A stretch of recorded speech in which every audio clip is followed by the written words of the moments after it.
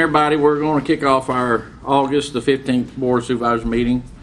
At this time, make sure everybody has their phones on silent, please.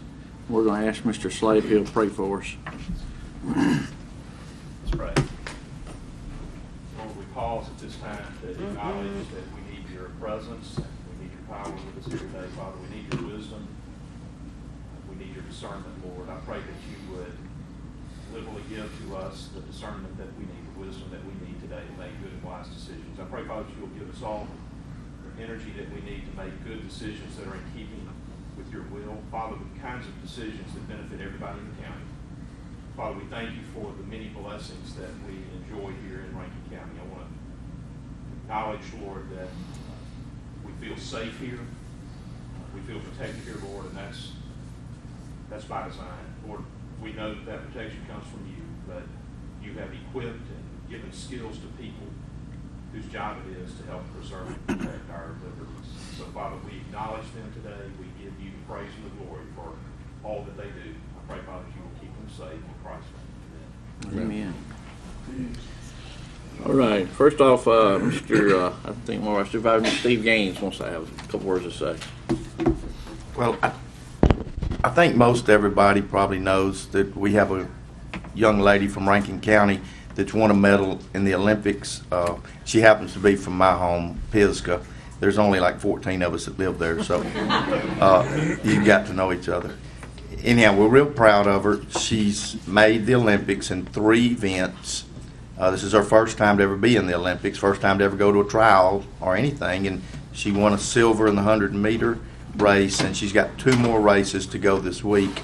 We expect that she'll win a gold in one of them, and when she gets back, we're going to have a little party or something at Pisgah for her, and maybe in Brandon. But anyhow, it's pretty big, really, for our county and for the state to have an Olympic champion that lives right here. And you know, I hear a lot about dollars and education, and sometimes they don't. Well, Pisgah never had a track. She ran in the cornfields and still made the Olympics. So we can all work what we got and succeed, I guess. But anyhow, I hope y'all will remember her, and if you have a chance, congratulate her. Amen. That's right. All right. First on our agenda, we have under public comment is Superintendent Raymond Morgino. Dr. Morgino, I did see you. Oh, there you are.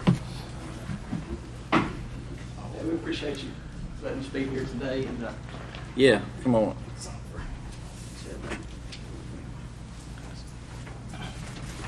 Thank you. how you doing? I now will know what it takes to get you over here. I've been a supervisor for 15 years, and the first time I've ever seen it's the first time. There's been other cases. We usually come over when we have kids being recognized. Yeah, that's right. We Yeah. try to stay away from here the best we can. I want to thank you for allowing me to be here today. And as many of you know, we passed the bond issue in Pearl this past year with a little over 83%. So we were excited about that for a new Pearl Upper Elementary School. We had a bid opening, and they did come back a little more than what we'd expected, a lot more than what we'd expected. So with that, what we were asking for is a little help on the paving of the entrance road that would be located right there off of Highway 80 by the fire department. Bob, I know you're familiar with where it's at. Right there, just we're looking for possibly some help from the county with the paving of the facility there. And we'll be looking at other cost-saving measures with it as it goes along. We want to do as much as we can. But, you guys have always been great in small projects with us and all. This is a little bigger than most projects we've ever come to you with. I realize that. But we'll be hopeful that you guys will be supportive of that. How much were you over? Bids over? Yeah. Well, we were estimating between 14 to 16 million. Now, obviously, the architect, they told us 14.5 million. Right. 17 million. So we were, our feelings were hurt. A lot in the foundation is this big. Where the big. No small amount by any means. Yes. So anyway, that's. Well, Dr. Morgino called and first asked me about that. I was like, well, first thing I know, this is a new board, and they're going to want to make sure that you exhaust every opportunity before you come for us. And I made sure that he went to the city and asked them for funds first, or for assistance first, and there was none to be had there. So then he came here. We met out there Friday, and after talking with our one of our engineers, it was decided, if y'all are fortunate enough to help us here at Pearl a little bit, it wouldn't be good for us to intermingle contractors out there on the job site. So it'd probably be best if we just give them some money rather than say us go out there and lay the asphalt or do a little dirt work.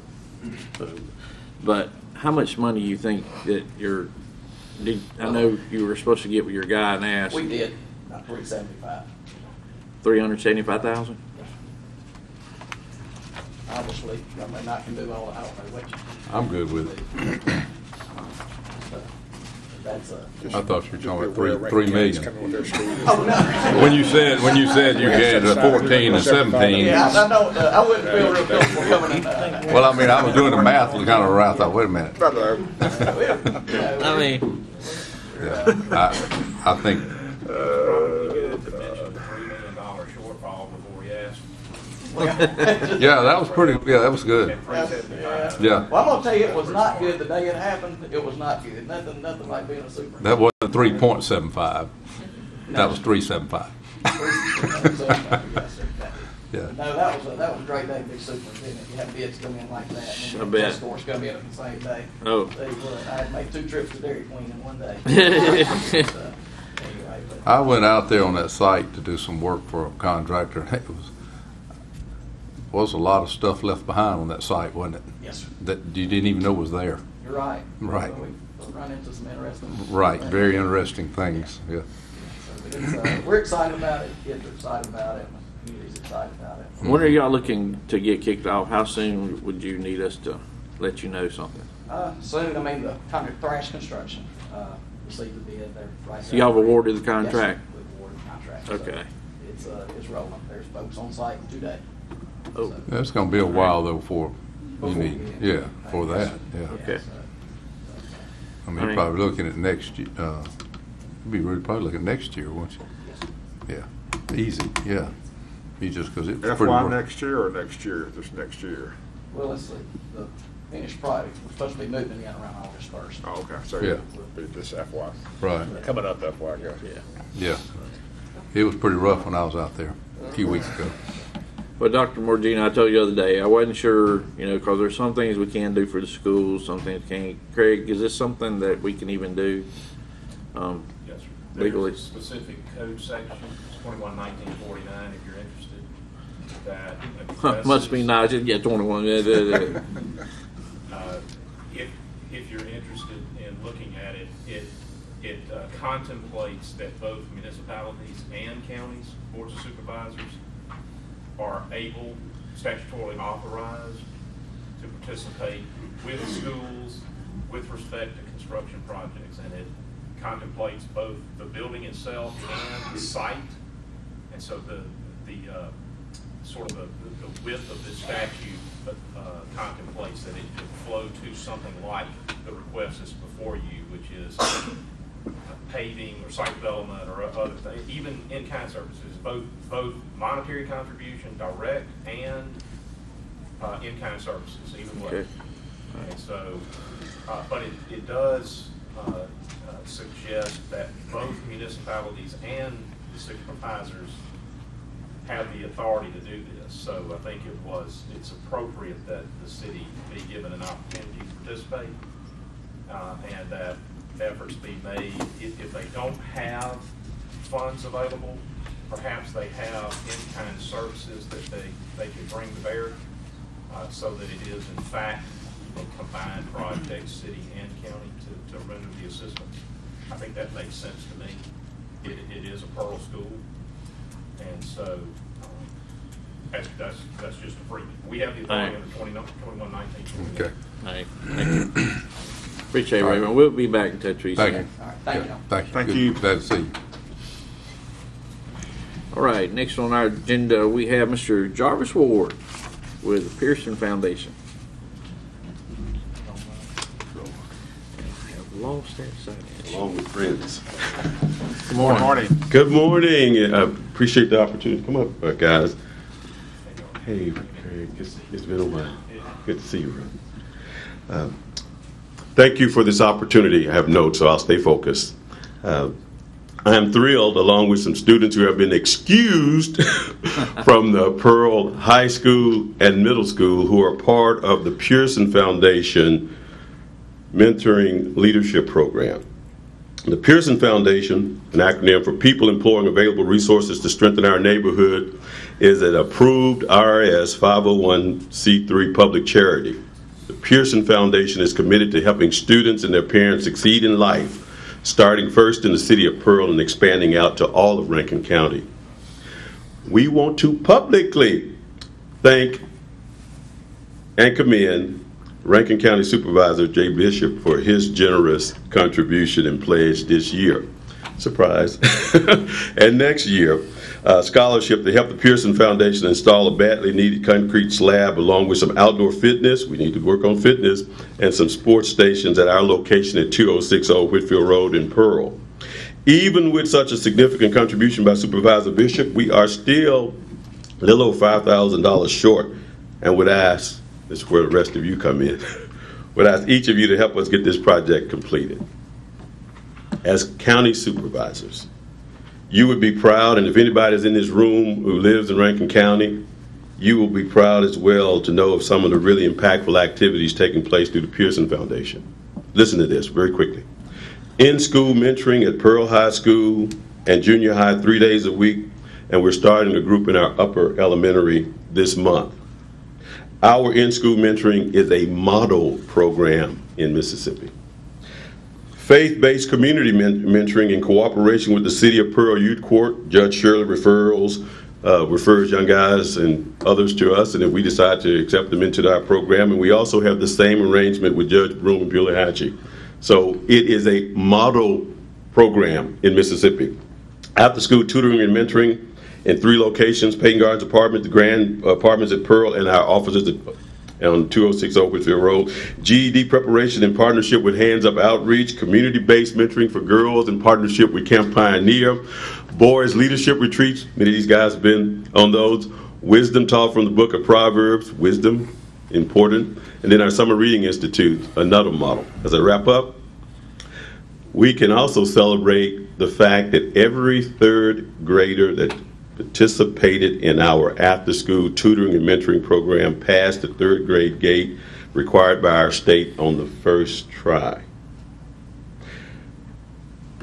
I want to personally invite each of you, got a little packet here, to our first annual Honoring Our Heroes reception and awards and silent auction on Thursday, September 29th. That's 6:30 to 8 in the Pearl Community Room. We will honor our founding board of directors and also some of the student achievements.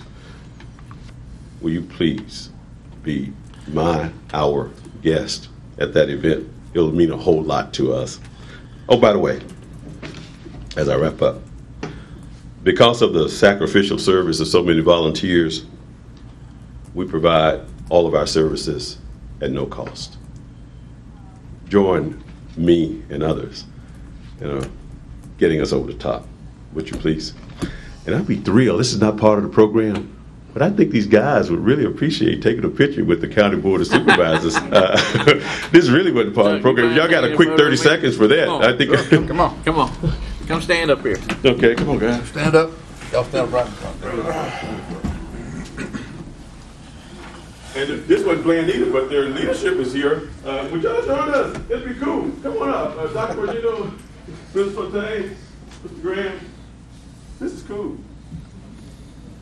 It'll look great on our webpage. Pearson 39208. Let's get a little time, guys. You can't touch your waist a little bit.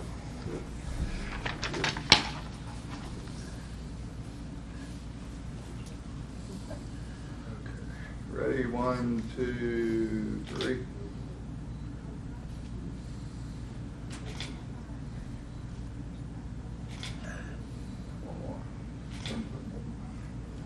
Thank you. Hey, good deal. Thank you, gentlemen. Appreciate it. Thank you, Jarvis. Good job, guys. Okay, let's go. No, I'll tell you later.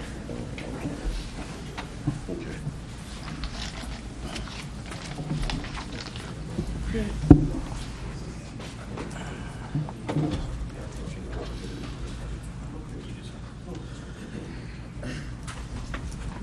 got that invitation?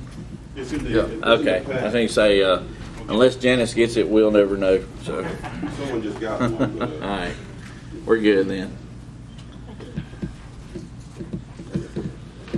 Thank you, Jarvis. Thank you. Thank you. All right.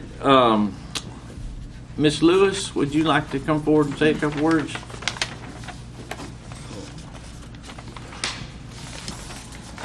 Good morning. Good morning. My name is Ellen Lewis.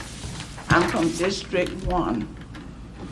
And I wanted to say this because I'm real proud of it. I had been after getting Foster Road fixed where the water was. When it rained, it looked like a young ocean or whatever you call it. And I think I worried Mr. Morrison quite a bit about that road.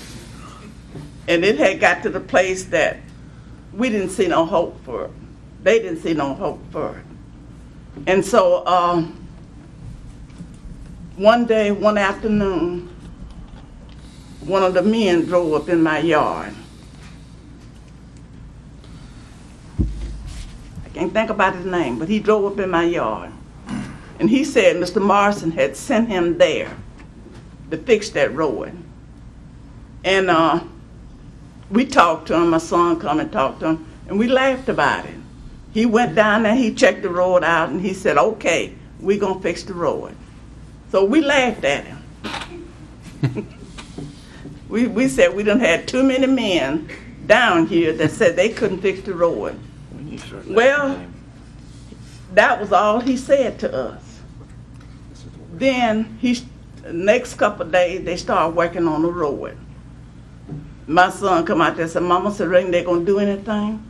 I said, oh, no, they're not gonna do anything. And so he fixed the road. Mr. Harrison. That's him. He came down and he fixed the road. When he got through with the road, he came back to us and said, if this don't do it, you come back to me. Okay, so we didn't go back to Mr. Harrison anymore. Oh. My son came in from work one night at 11 o'clock, and it had rained. And he gonna come and get me out of my bed and tell me to come and look at the road. Well, I didn't know what to think. Everything ugly came in my mind. But I was able to go down there and walk across that road, not even getting my feet wet. And I thank God for Mr. Harrison, our supervisor, Mr. Morrison. I want y'all to know what y'all did was an excellent job. Thank you. It's been raining, and we've been paying close attention to it. I can walk across there and don't even get my feet wet. So I wanted to come and let y'all know what a beautiful, beautiful job has been done on Foster Road. Thank you. Well, thank you. Thank you, ma'am. We don't hear that very often. Thank you very much. I would like to get that guy up in District 4. Maybe you need Ms. Lewis to come visit I up there a know little it while. is. That's right. Okay, we have, Paul, I'm not sure who you're here with, but it's your turn. Come on up. Thank you, Mr. President, members of the board. My name is Carl Arndt with Motorola, and I'm here to present about the status of the radio system implementation. As everybody knows, there certainly has been some issues getting this system up and running. We've been committed throughout to getting it fixed, and I'm happy to report today we've made significant progress in the issue items and the punch list items listed for this project in getting it up and running. So I wanted to go through a list of the things that were pending and the things that we've worked on, but of course, feel free to ask any questions or jump in. So I'll start with the sheriff's office. So sheriff's here, but One of the significant problems was the GPS tracking system for the sheriff's officers, and that started out with some significant issues. To skip ahead and kind of make that a short story, we installed a brand new system separate from the one that we started with, brand new, the most updated system there was. There were a few issues with that were, again, fixed. And then we're to the point now that we've implemented a handful of new features that were asked for that weren't in the original contract, just to make it an even better system. And as of last Friday in a presentation, I believe that system is working well, and everyone is happy with it. So that's number one. Any feedback? That is, Things are improving. they are improving, They're improving. but they're not fixed. Probably still some issues yet, but it's moving in the right direction. Okay. Good. All right. So do we think that with the new GPS system, is it going to be functional and well enough to where it's going to be satisfactory for our guys? Yes, we're gonna stay working until it's where we want it at. Okay. Okay, so I guess you got a little more work to do, but we're Yeah, in the right that- direction. That may be, and we can certainly talk about anything you want to talk about on it. But Well, if I'd known what we're talking about, I'd have Rankin here, who's sort of spearheading this for me. okay. Yeah. And, yes, it's definitely moving in the right direction. Okay. Well, how about this? Can we reschedule it for next board meeting? Y'all come back, and then we can have him here and then people that are on the team. And Of course, then yeah. we can all have people here speak knowledgeably about. We still have callers, don't we have like 40 callers or whatever? Yeah, we do. So that's exactly right. So the tail end of that portion is we're installing. We provided some software updates to get all the cars available for GPS, and those are being installed now. Stuff like that. Yes, sir. And Okay. Jackson Communications is in the process of installing those now. Okay. So there's no sense us talking again until that's done then. Okay, we Yeah. can come back anytime you want us. Absolutely. How's everything else going? Good. So the next issue would be a scanning issue. So I won't get into technical details unless you want me to. But the SO was having problems with scanning between two talk groups. Operationally, they scan quite a bit. They try to listen to talk groups that they're not actively on. Operationally, that's what they do. And with joining MISWIN, there was a bit of a difference in the way things worked on the larger statewide system than it used to work. And some of that scanning wasn't working. We've now, working with MISWIN, changed some configurations and fixed that problem. That also should be fixed now. And as of today, we don't have any open reports of that not working anymore.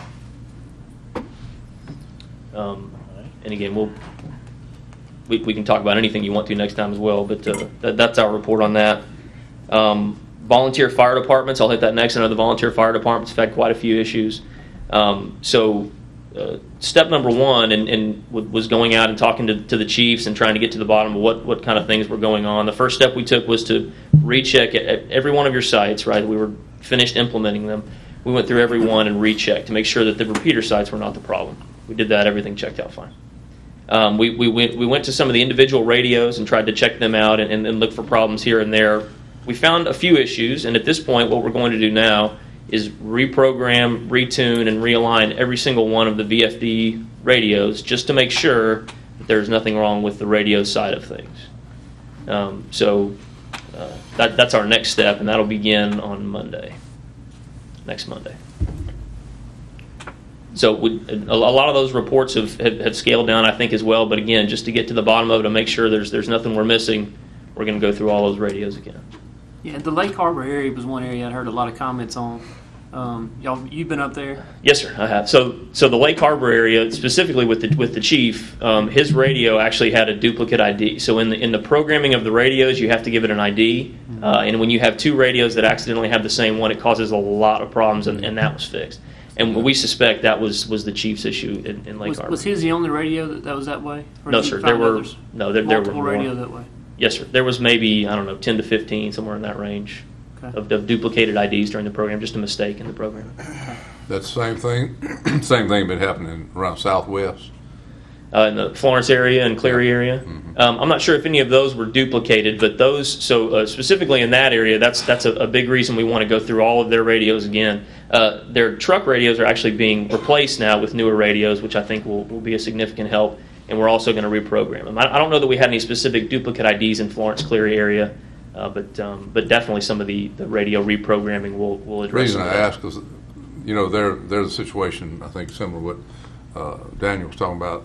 You'd be standing side by side, and one could be hearing something the other one wouldn't, and it didn't matter where you were. You might be in a building, out of building, That's right. side by side.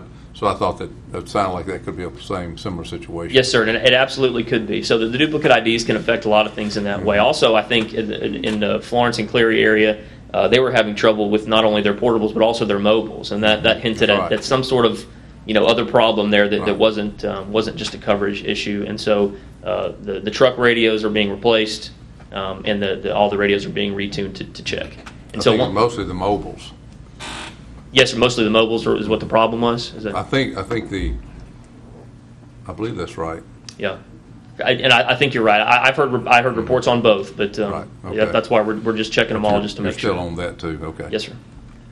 So once we do that, right? Once we've checked all of the infrastructure and we've checked all of the radios, right? Anything that remains, right? We'll be very comfortable saying it's just depending on where you are, a coverage issue, an issue of coverage, having or not having coverage. We wanted to pursue every avenue beforehand, of course, before saying that.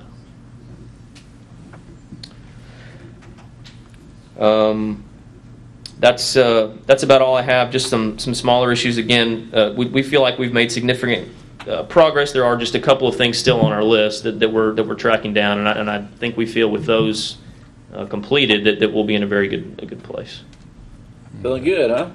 Yes, sir. As long Right. as you're staying on it, we appreciate that. We will. The first time I came up here, I told y'all we're not going to leave till it's working, and we mean that. So. Yeah, because believe me, we hear about it. Yes, sir. I know you do. I know you do. We're absolutely here. No question. Everywhere you go, Yes, sir. they'll tell you whether they work. They'll tell you whether they won't tell you they're working great. They'll tell you if they're not working. Yes, sir. As they should. As they should. They need to work. Yeah. Thank y'all. Thank you. Thank you, Carl. Appreciate it. Yes, sir. All right. I think I gave everyone their opportunity to speak before we got to our architects. Gentlemen, y'all want to call? I don't know which one of y'all want You to only got 3 minutes. You know take that. stage. I'm thinking you're gonna want a little more than 3 minutes. We can go as fast as you want us No, to. sir. No, sir. You take your time. Good morning. What I want to do today is basically update you to where we're at. We're right. We just finished what we call the design development phase, which is approximately 50% through the construction documents. We anticipate finishing those in October. Be ready to put these out for bids. Go ahead, Jeff. Just the plans really haven't changed that much from my last meeting, as you're aware of. We went through several revisions to get to this point, but we're still they're basically where they've been. So we got it. We've got the plan running north and south, and then so it really hasn't changed. We've got approximately 180 total parking spaces on the site. We filled it up as much as we can. We have some landscape requirements. We've met with preliminarily with the city of Brandon to review their requirements, and that was a good meeting. They're on board. We do have to go through an official site plan review, but we'll be doing that shortly. We just have to have enough information to give them. Public parking is basically on 3 sides of the building. It's not showing up very good, and then we've got the secure parking on the west side, and then the Sallyport Drive also on the west side at a lower level. As you're aware, this site slopes 40 feet from one end to the other. I was listening to the Pearl Superintendent talk about their site issues. As you know, we have site issues here, and I'll talk a little bit more about that in a minute. But it's worked out good. During this process, since the last time we've met with you, we've also met again with the users, which includes the judges. We most recently had a meeting with the sheriff and Rusty and his IT people to talk about security and access hardware. So this is an ongoing process. We will still have a few more meetings to go back through to review all this, but what we're trying to do is coordinate all the needs and uses of each individual user that's going to use this building, so when they open up, hopefully we'll have all the bugs worked out and it works for them. Go to the floor plan, Jeff, if you will. As you may remember, the floor plan is based on our last instructions. We have one main public entrance that comes into the building on the east side.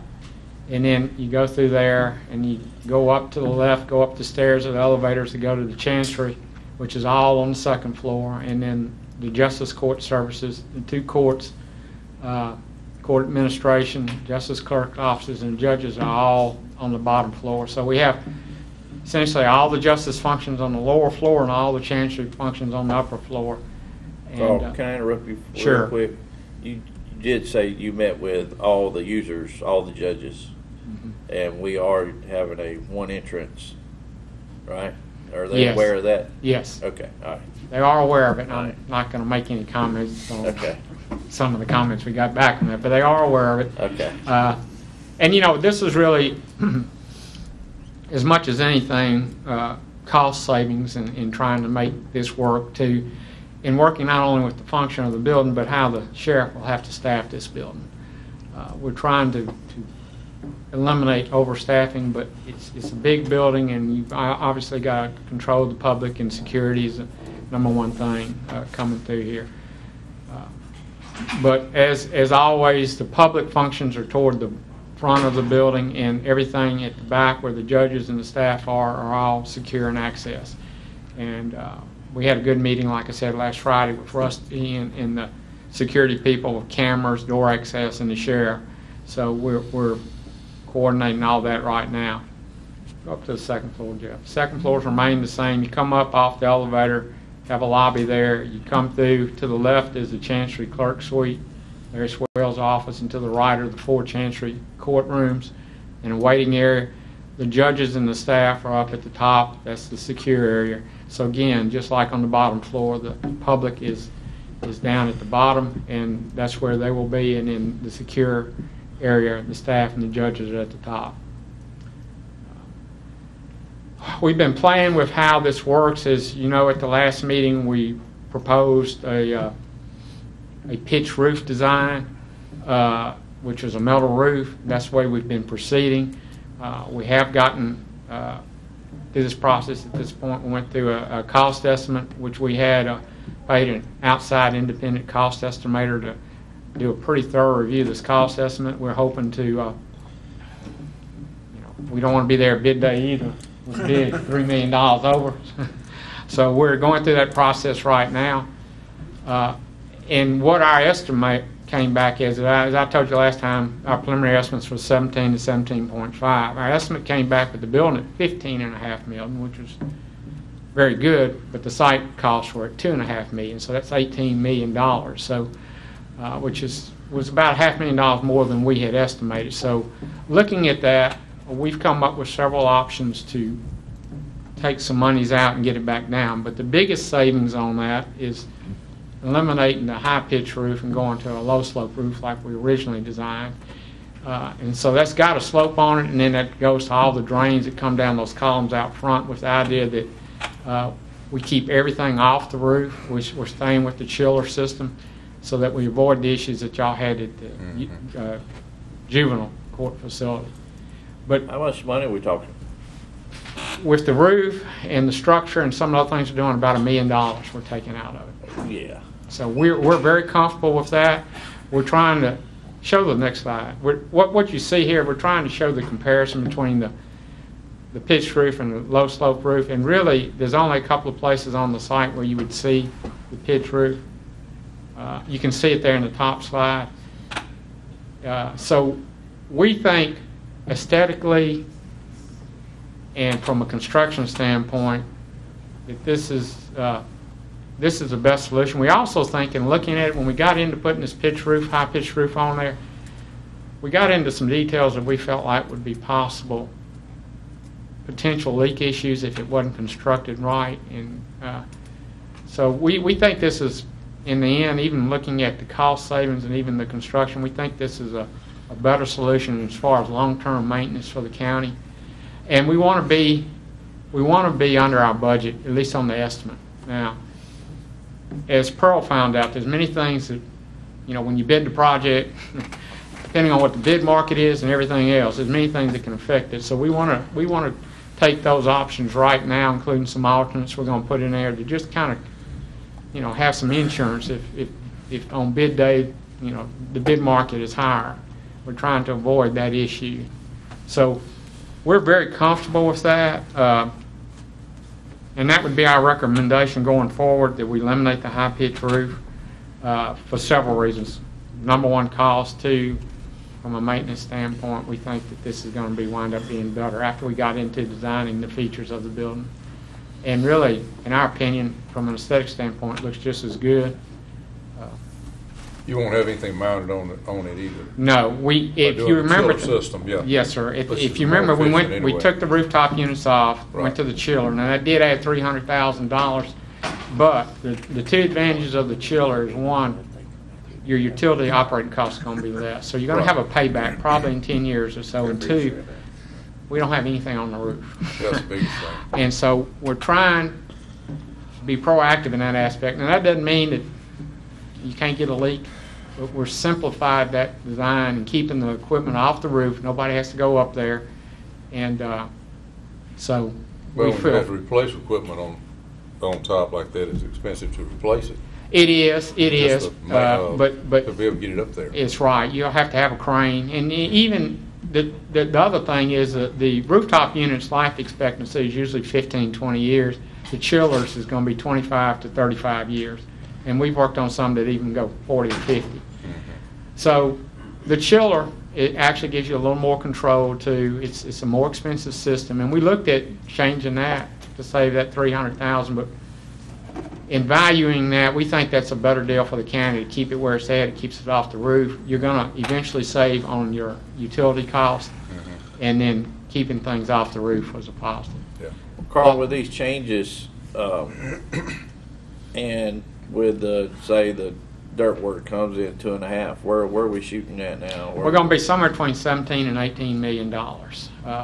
We think, and Buster may can talk about the site concept. It's just we've looked at the site design. I can't tell you how many times to try and simplify it and make things work, but we think this is the best. We went back and redesigned where we have more retaining walls, but they're shorter, which should cost less. And everybody we talk to, contractors that we talk to that specialize in this, but you just got to take care of the slope, and you got to take care of the drainage, and then trying to get all the parking and stuff in. So we're very comfortable about we've got this site as efficient as we can get all the parking on it, get the different levels, and provide all the security.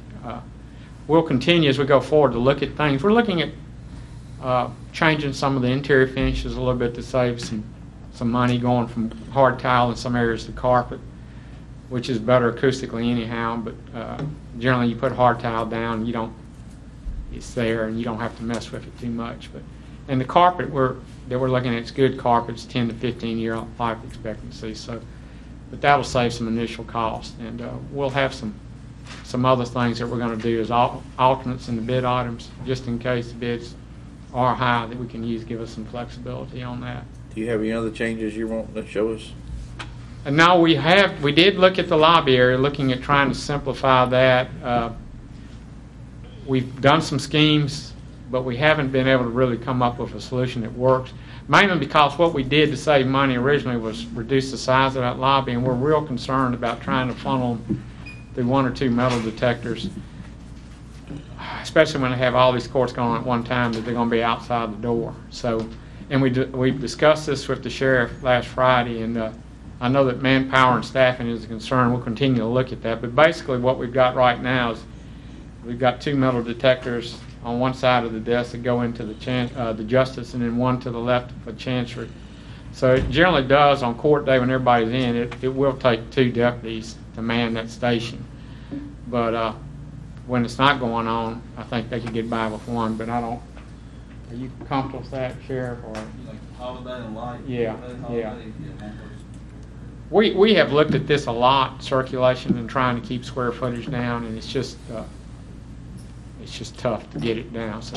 All right, as long as we have that understanding, if we come in $3 million over, We'll talk to Pearl. Yeah, well, Y'all probably call somebody else. Yeah, I understand that, and that's why we don't want to be, y'all don't want to be, we certainly don't want to be either. It doesn't make the architectural firm look too good when you're $3 million over. So I am personally comfortable at this point. I was a little nervous until we got a cost estimate because of the site cost. And we're going to continue to look at the site cost. We think it's fairly conservative estimate, but still. And I'm sure that happened to you guys at Pearl too, but you just don't know till you bid it. All right, guys, what y'all think? That's it, I think. We'll live with the slope. Let's go. We're looking at finishing the drawings in October and then being ready to bid, and I would think you wouldn't want to start construction until January anyhow. And it depends on what time. We're going to talk to some contractors about bidding it. You know, if we can get it in before November to the bid market, we should be okay. But if we get it in November, people go hunting and things of that nature, and we want to make sure we get good interest and good prices on these bids. We don't want to be putting it out around Thanksgiving and Christmas, because So what is the time frame on building construction? We're thinking somewhere around 15 to 16 months is to build it. Just about be out. We almost be, yeah. We'll barely still be in here, so, all right. That can be a good thing. Do y'all have any questions about where we're at? No, so we're ready to bid come October. I would make one comment, Steve. We were involved in that Pisgah High School project 35 years ago, and you're right. The budget then was $50 a square foot that we had to work. So Tori, and I watched Tori the other night win her medal. So she did not have a whole lot to work with out there. You're exactly right. Hey. Those are some of the nicest cornfields in Mississippi. Thank you. She may not be where she was if you had that That's fine right. track. Well, that cornfield matured her. If J&H wants to donate a track, now we will. and I was thinking the same thing. I'll go back and talk to them and see what we can do with it. Thank you, Yeah, sir. do that. Thank you. I really like you. All right. We have no one else signed up for public comment. We're going to move on our agenda this time.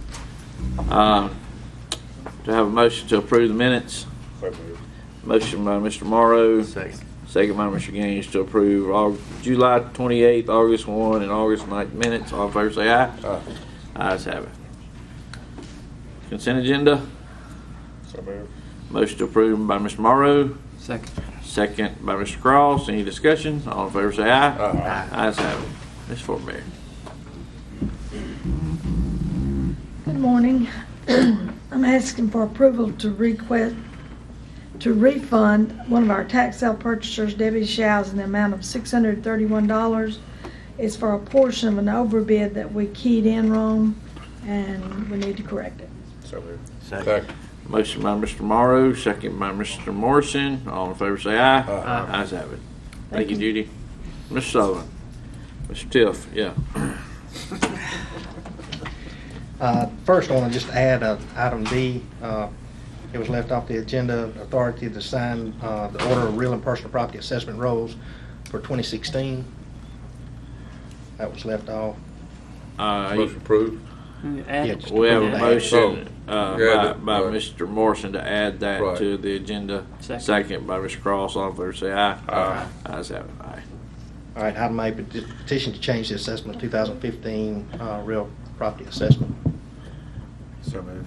Motion by Mr. Morrow. Second. Second by Mr. Cross. Any discussion? All in favor say aye. Aye. Ayes have it. Item B, request the approval of the certain homestead exemption accounts from the 2016 homestead exemption deletion file. So moved. Second. Motion by Mr. Morrow, second by Mr. Gaines. Any discussion? All in favor say aye. Aye. Ayes have it. And then item C, request to avoid the 2010-2014 tax sale and refund the tax sale purchaser for an erroneous assessment that matured to the state. So moved. Motion by Mr. Morrow, Second. second by Mr. Gaines. Any discussion? All in favor say aye. Aye. Ayes have it. And Make a then- motion to approve the personal property roll that was added to the agenda.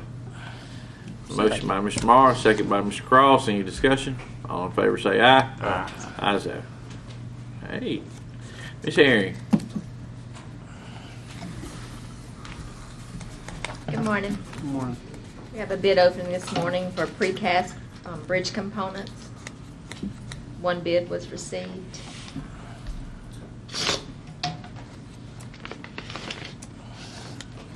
The bid received is from Foley Products, and looks like it's in order. They bid the various sizes of bridge components and hardware. I recommend it be taken under advisement. So moved. Second. Motion by Mr. Morrow, second by Mr. Morrison to take this under advisement. All in favor say aye. Aye. Ayes have it. Thank you. Thanks, Bridget. Mr. Harrison.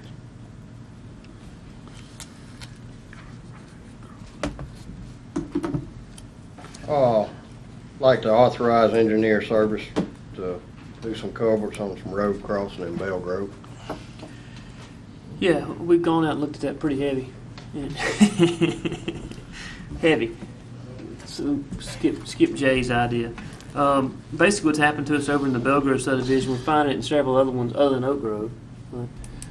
But we found it in several of the subdivisions that are out there, our culverts collapse around those ditches and those areas. So before we go in and actually fix these culverts, we need to do that hydro study to be sure that we're not going to increase or change the flow in that area. Mm-hmm. So, and that's about you the just third talking one. about the culverts under the street. Mhm. Yes. Under the streets, yeah. A lot of them's got built-in head walls on them, Yeah, Jay, I get you. and stuff, concrete head walls.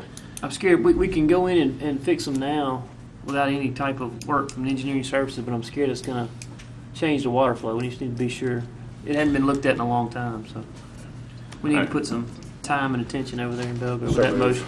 All right, motion by Mr. Cross to approve, second by Mr. Morrow. Any discussion? All in favor say aye. Aye. Ayes have it. Thank you, Mike. Mr. Parker.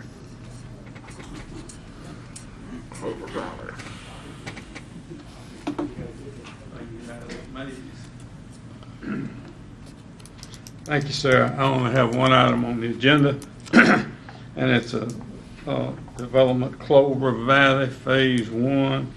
I am recommending approval of the final plat on that development, and we have a letter of credit in the amount of $109,922. Motion by Mr. Morrow, second by Mr. Gaines. Any discussion? All in favor say aye. Aye. Opposed? Ayes have it. Thank you. Thank you, Mr. Parker. Mr. Slay. It'll be a while. Heck, oh. Wow. Ooh. I just see that. Gentlemen, under my section, we've got some public hearings to set. I notice that they're all being set on the same day. I'd ask that we consider taking those all as one motion, Jay, if that's that'd be acceptable. great. Great idea. If I may, note item F under the set public hearings section, item F. That one is being removed from the agenda, so my request would be for a motion to set items A, B, C, D, E, and G under the public hearing section, all for September 1, 2016, 9 a.m., and you can see what those are there. Second. Motion by Mr. Morris, second by Mr. Morrison to set all those public hearings. All in favor say aye. Aye. Ayes have it. Item H is to set a public hearing for the, to conduct the public hearing for the Betty McGee Langdon conditional use permit, 198 McGee Lane.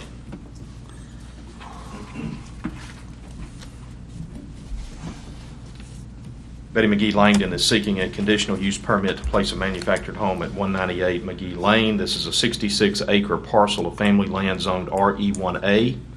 If approved, this will be the 7th dwelling on the property. Ms. Langdon doesn't know the size or the year model of the home at the moment. She wants to be sure that she's approved for this use before she purchases the home. This time we'll open that public hearing, and I'll ask if there's anyone here to speak in opposition to the Betty McGee Langdon conditional use permit. Is there anyone here to speak in opposition?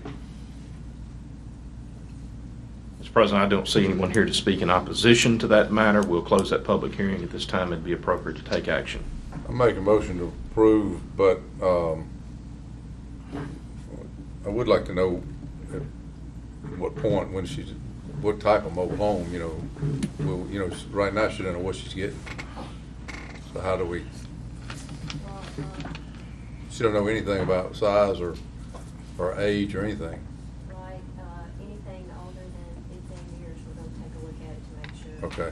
All right. Well, I mean, she'll have to come back to you so you'll know that. Okay. All right. Motion approved then. All right. Second. Have a motion to approve by Mr. Morrison, contingent on they bring everything up to spec. Second by Mr. Morrow. Any discussion? All in favor say aye. Aye. Ayes have it.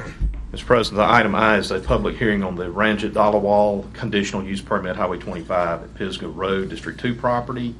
Mr. Dalawal is seeking a conditional use permit to construct a 4,500 square foot convenience store on the southwest corner of Pisgah Road and Highway 25. It's a 4.22 acre parcel, Zone C2. He plans to sell hot food, gas, and diesel fuel. He wants to place a modular building behind the store for an office and stock use. Access to the property will be from Pisgah Road. This time we will open that public hearing. I'll ask if there's anyone here to speak in opposition to the Ranjit Dalawal conditional use permit. Anyone to speak in opposition? Mr. President, I don't see anyone here to speak in opposition. We'll close that public hearing. At this time, it'd be appropriate to take action. Yeah, one comment I had on that was the modular home behind the structure. I wasn't happy with. I'm good with the store going in the front and the cosmetics of that, but the modular home behind it, the stuff that he submitted in pictures and all that I saw on that, I'm not good with that. So my recommendation would be to proceed on with the building, but not the additional parcel in the back. So the motion would be to approve the conditional use, but conditioned on the removal from any plan and the an agreement by the user not to install this modular facility behind the building. Correct. Okay. Did he propose any kind of screening? I mean, or is that a solution, an option, or not? Or just... I mean, he's here, isn't he, Renee? Maybe he can even speak on that, on the building behind it. You need to come forward. Then come up.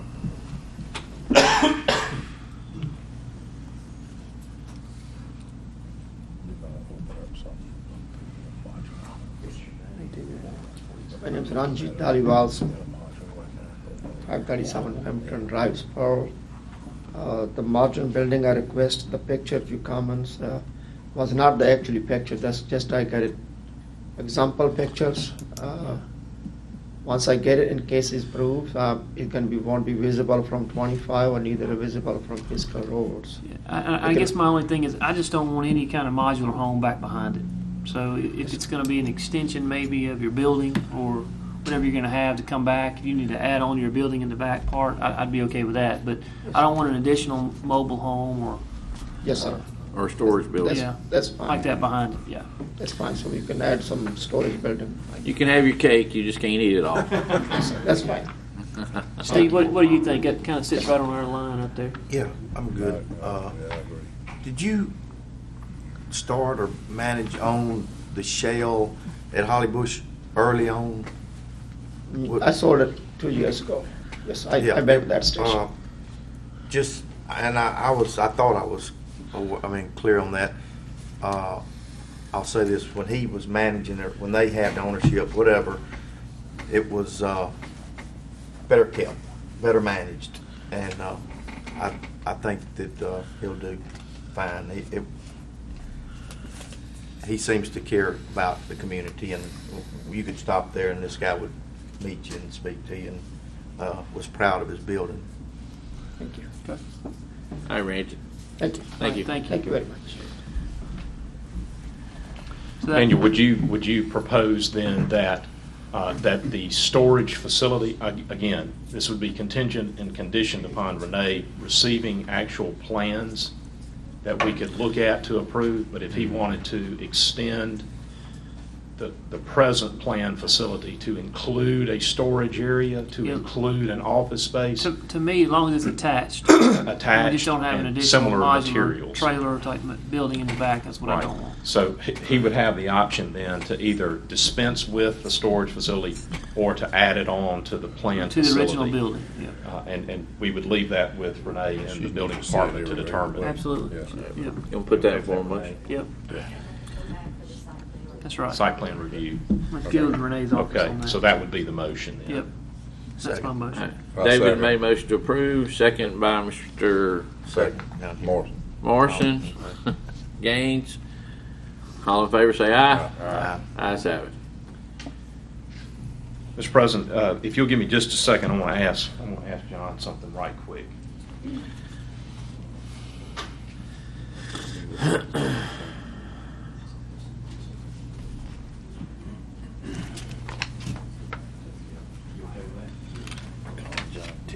Mr. President, you will see before you now on the remainder under my section, or most of the remainder, a number of public hearings for tax protests, and I believe we'll be able to move more rapidly through this, and this is what I wanted to ask Sean about. We actually have some valuation acceptance letters that have been received by our tax assessor since the time of the filing of the original written protest. And so I wanted to make that announcement and then identify for you which of these taxpayers have sent in acceptance acknowledgments, which means that we can quickly dispense with those hearings. And so that will shorten our numbers up considerably. So I wanted to identify those for the record. Those are Jackson SRX LLC. We have an acceptance letter on that valuation. Flowwood Warehousing LLC. We have an acceptance letter on that. Home Depot USA, an acceptance letter. TDG Florence LLC, an acceptance letter. Aaron Rents, both the parcel ID 7372 and the parcel ID 7949, both of those have been accepted. And then Progressive Leasing, which is tax ID 12679, that's been accepted. And also the Mobile Mini Inc. has been accepted. So by my count, Mr. President, that's 8 of our items that have been accepted. What I would do at this stage is just simply to confirm that there are no representatives present to speak on those matters. In other words, that something has changed that we did not know about, and since we officially want to give an opportunity for everyone to lodge a protest if they have indicated that they desire to, I would ask, is there anyone here to speak on any of the matters involving Jackson SRX, Flowwood, Warehousing, Home Depot, TDG Florence, Aaron Rents, Progressive Leasing, and Mobile Mini Inc.? Is there anyone here to speak on any of those matters? Mr. President, I don't see anyone here to speak on any of those matters. I would ask that for each of those items, the board simply acknowledge the tax assessor's valuation and accept the tax assessor's valuation for each parcel. Second. Motion by Mr. Morrow, second by Mr. Morrison. Any discussion? All in favor say aye. Aye. Ayes have it. Okay, starting back at the top, we will take these systematically. The first is Siemens Corporation, both for parcel ID D7N-10 and D7P-1. Siemens Corporation, you see the valuations on the information that you have before. The notification that we have is that representatives of Descharme, McMillan & Associates have lodged the protest on behalf of Siemens Corporation. My understanding, a written protest has been received. This time we'll open that public hearing. I will ask if there's anyone here to speak on the Siemens Corporation matter.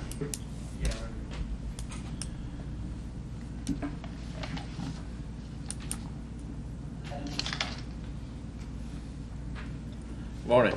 Morning. I'll go ahead and give you my packet of information. I've already seen this. I'm not going to go through it. Oh, wow. You don't have to, really. No, I mean, I ain't got time. We're not going to be reading it. I'm not going to do the whole thing. Trust me. You're not going through that whole book, I know. Yeah. We got one appraiser on the board. Yeah. Give it He to might right enjoy man. You have it, Bob. All right. My name's Greg Bergdale. I'm with Descharme, McMillan Associates, and we represent Siemens. And you might be familiar with this appeal in the past. I think it originally was appealed in 2014. They're very familiar with it. Okay. It's litigation, so I think. So it's going through the process and just kind of showing up to make sure we're going through the correct process for 2016. I know there's been some discussion recently as far as hopefully come to a resolution soon. And that's, I don't know if we feel like we want to rely on this appraisal that was done by 2 MAI appraisers. They came in at about 5.75 million. Currently, the assessment's at 9.9 million. And that's where we're at right now. So. Okay. Do you have any questions? Yeah. At this time, John, if you would just give us a quick report of the tax assessor's position on valuation. Put that mic on.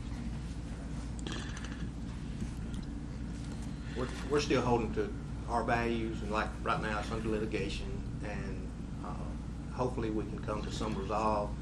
But our stance is that we're correct, and of course their stance is that we're not. So that's where we are. So do we need to take action on this today since we're already in litigation? Well, how do we do this? Yes, sir, because this is the 2016 appeal, and so it's a different matter. What's before the court in litigation is 14 and 15. All right. And so this is a new year. Unfortunately, or fortunately for us, we do this annually. And so each time we do this, where there is a pending dispute over value, it's consistently having to be brought forward until there's a resolution, as you get new assessments every year. If I may also add, just for the purpose of the record, thank you. Appreciate your time. No problem. And I'm assuming that you want the report to be officially made a part of the record of this hearing today. Yeah. Okay. Thank you. Appreciate your time. Okay. The seed of the dispute is over the valuation technique or methodology that is used. And despite the fact that this is in litigation, there is no secret that the substance of the dispute is over directives that we being the county, John's office uses from the Department of Revenue, State of Mississippi, concerning valuation techniques. We use a value and use model. And this is a directive from the Department of Revenue.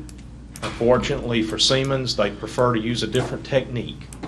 And so our suggestion has been they need to get some sort of clarification from those within the State Department of Revenue concerning our valuation modeling.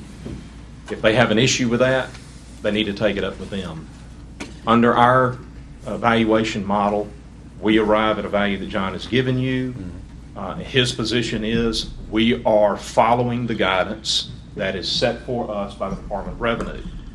It would not be wise for us to follow some other valuation technique until we get additional guidance on that score. That's why we are at an impasse, and so we'll close that public hearing at this time. It would be appropriate for you to either take the value that's been presented to you from Siemens or accept your tax assessor's. I make a accept tax assessor's. Second. Move on. Motion by Mr. Morrison, second by Mr. Marr to accept the tax assessor's evaluations. All in favor say aye. Aye. Ayes have it. And for the record, that takes care of both objections as to D7N-10 parcel and D7P-1.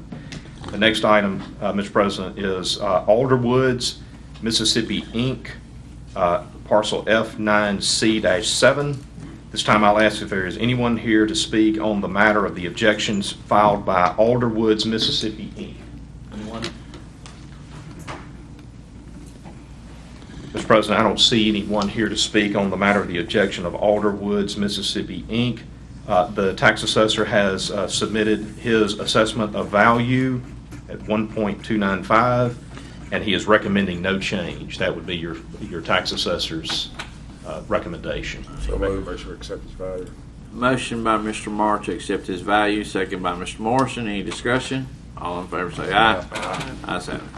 The last and final item under the tax objections is parcel D8H-23, Vitran or Vitran, Mississippi, LLC. The representative listed is Crown Enterprises, Inc., Caitlin Tinker. We'll open that public hearing. I'll ask if there's anyone here to speak on the matter of Vitran, Mississippi, LLC. Anyone? Mr. President, I don't see anyone here to speak on that matter. We will close the public hearing at this time. Your recommendation from the tax assessor is a value of $643,320. He's recommending no change. I make a motion to sustain his value. Second. Motion by Mr. Morrow, second by Mr. Moore to go with the assessor's valuation. All in favor say aye. Aye. Ayes have it. Mr. President, the next item under my section is a discussion of the Pearl River Valley Water Supply District enforcement of the Reservoir Community District regulations. Recently, we've had some discussions that have been ongoing with PRV concerning enforcement of the Reservoir Community District. Renee is here and hopefully will be able to assist me as I explain what's going on here. As you know, back in, I think, 2013, when Renee, we adopted the RCD. This is an overlay district that applies certain zoning regulations that are effective only for areas attenuated to the reservoir, both PRV properties and properties that are not PRV properties, that are within a defined boundary of overlay district that has basically heightened land use regulations associated with them. Most of that aesthetic type regulations, things like on-street parking, off-street parking, parking pads, certain issues with respect to yards, setback issues and accessory structure issues, common things that were noted back during that time period as being unique, somewhat unique to that area of our county, which for the record is a municipal looking area, significant residential development area, but not within a municipal boundary. And so because of that unique setting, the board decided to do the overlay district. Of course, with that overlay district, there surfaced issues of regulating it and how that regulation was going to occur. PRV property, obviously being overseen by a state agency, Pearl River Valley Water Supply District, subject to their leasehold regulations already. The idea was that they would enforce areas of the RCD that are on PRV property, both with respect to utility permitting and that type of thing, but also the enforcement side of the RCD. What has happened over time, and I think I'm on safe ground saying this, is that there's a difference between the manner of regulating the RCD, whether it's PRV or whether it's county. And what has borne itself out over time, over the last 2 or 3 years, is that the county, through Renee's office, is more aggressive in dealing with violations of the RCD than has been PRV. I think they would be willing to admit that. And so some discussions have been ongoing about how to step up enforcement on the PRV side of these RCD regulations. And so that's what's before you today is a quick discussion. Renee, do you want to jump in at this point and suggest what those discussions with PRV have sort of amounted to? I want us to take it over. Or do you not? I think we want to take it over. It's not necessarily they want us to take it over. I think it's something that we need to take over.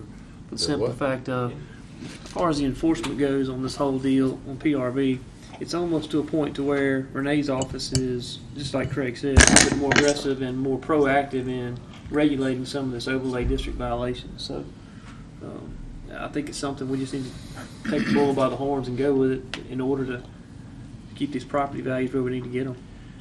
So that's we need to take it over? Well, basically the end process is the same regardless of who's doing it. It's just the system of it is just where Renee's office just maybe puts a little bit stronger grip and runs it to the ground a little bit faster. The only problem with that may require more manpower. It's recently come to light, though, that during the time period June 27th to August 1, they only did 8 utility permits, which seems a little odd. We did 110 on our side during the same time period. So, because we got a new board, let me jump in, Renee, to give you guys a little bit more of a big picture. You've got 2 different issues at play in what Renee just said. Utility permitting, you heard that? In other words, when there is a change in ownership of a residence, okay, that triggers a responsibility or requirement of the new occupant to notify either the PRV or the county of that new occupancy. There is an inspection, a utility inspection that is then provided. They pay a fee for that. It's $100 per household, all right? And so that $100, the idea behind that is that would be a compensation or reimbursement to either the PRV or to the county, depending on where that property is located, compensation for the manpower associated both with the inspection and funding, to a lesser degree, of our enforcement of the RCD, the overlay itself. All right? So PRV is remitted, they do the utility inspection, they remit the permit fee to the county, and the county turns around and sends it right back to PRV, with the idea being that it's paying for the manpower associated with the permit and the regulation of the RCD. What's not been happening is twofold. They haven't been doing the utility permits. It's interesting, only 8 over a, 45-day period? How does that compare to what we did? We did 110 during the same time period. So. Just in the RCD now. Yeah, you can't tell me that. Just in the RCD. You can't tell me that we just had 110 to their 8. So the enforcement, then the new homeowner is the one that triggers it. They've got to call in and say, hey, I'm here and I'm new. Come look at me and let me give you $100. Yeah, I can see where people might not be encouraged to do that. Correct, and I think, exactly, might not be encouraged. It just may not be a high priority item for whatever reason. And again, they're not here to defend themselves, and I want to be very careful about not suggesting anything. But the truth of the matter is that if they're willing for the county to come in and to take over the responsibility of the enforcement side, our idea, and just talking with Renee, is that we ought to just take over the whole thing. We will do the utility permit. We will do the enforcement. This provides for us the revenue associated with the utility permitting process. It would provide for us a way to take care of that extra cost of enforcement. So what we would need for you guys to suggest to us is that we need to open that channel of communication up with PRV, take their temperature on that, and see if they're ready just to give us the whole thing. Well, how are we still going to make them call you? The thing is, when they go for power, that's when it's triggered. Right, but how come it's not being triggered? Yeah, really. Well, Now, I mean, I understand it. I swear I thought it'd be triggered. I don't but know how what come the problem is on the PRV side. It's being triggered on our side. I think, isn't there some issues, I mean, that you ask our Public Service Commissioner if he could help? Southern Pine or some of these other electric companies are not helping us identify new owners. It's just that one. Yeah. Just the one, Southern Pine. But luckily, they're not I was up gonna say, there. they're not in that I mean, area. most of that's at Power Association. Central. Yeah, okay. For the most part, we're getting pretty good cooperation out of the utility that provides Central service. Electric. For the most part, we're getting. I think I remember when we looked at this originally, they did double what we did, I think, in houses sold. So that means. Do you remember, Renee, anything about that? I do not. Seemed like there was something. But I still can't understand why it's not being triggered if it's on the utility side and there's the same utility contractor or utility That's source. just going to be a major expense added to us. It's going to be an individual and a vehicle with fringes. Well, we're out there doing it now. Money somewhere. We're out there doing it now. Yeah, I think we're up there, aren't we? We got a man in a vehicle with expenditures out there now. Right. Yeah, he's, you start and adding he's more doing to everything it. he can do to take care of what he's doing currently. You think? Half the same district. If it's only 8, we can do it. Well, if it's only 8. I mean, you That's what know, I'm saying. That's the number she was having. we don't know how many it'll be, but we do have somebody who could. Well, and I guess that was kind of the point of the discussion, for them to start the discussion with PRE and find out the true meat and potatoes of it.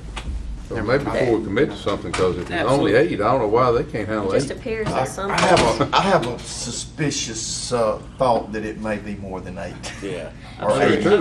And, So Renee, the gentleman that we have doing that area up there now, is he not? Right now, he's doing our side of the RCD, and he's doing some inspections in those neighborhoods also. So does he have additional time if we were to take on this other area? If it's only 8, he probably would, but if it's I mean, it 108. depend on how many we have, you know. Well, I mean, that's just 8 talking about utility. That's not even discussing nuisance. You What know? about the fee of $100 that offsets the cost? Will we Well, not? you know, here's the thing though. On all those, a lot of them don't use us or PRV. They go get a third party to do it. So we don't get any of that money. They come with us. With Unless there's some health or safety issue noted on the home inspection report, Right. and then we do. Yeah. Right now, we're charging Maybe that's what $50 it is. after they correct to go back and re-inspect. Okay. But we've got these homes inside that overlay district to start with. So, and again, that was kind of the point of it. let's go down the discussion side of it with PRV to find out really where it all meets up, Why they're dropping the ball? or whether or not there's that many inspections going on. The issues we're having is more the people that fall inside this overlay district that aren't complying to our overlay district rules. That's the problem we're having.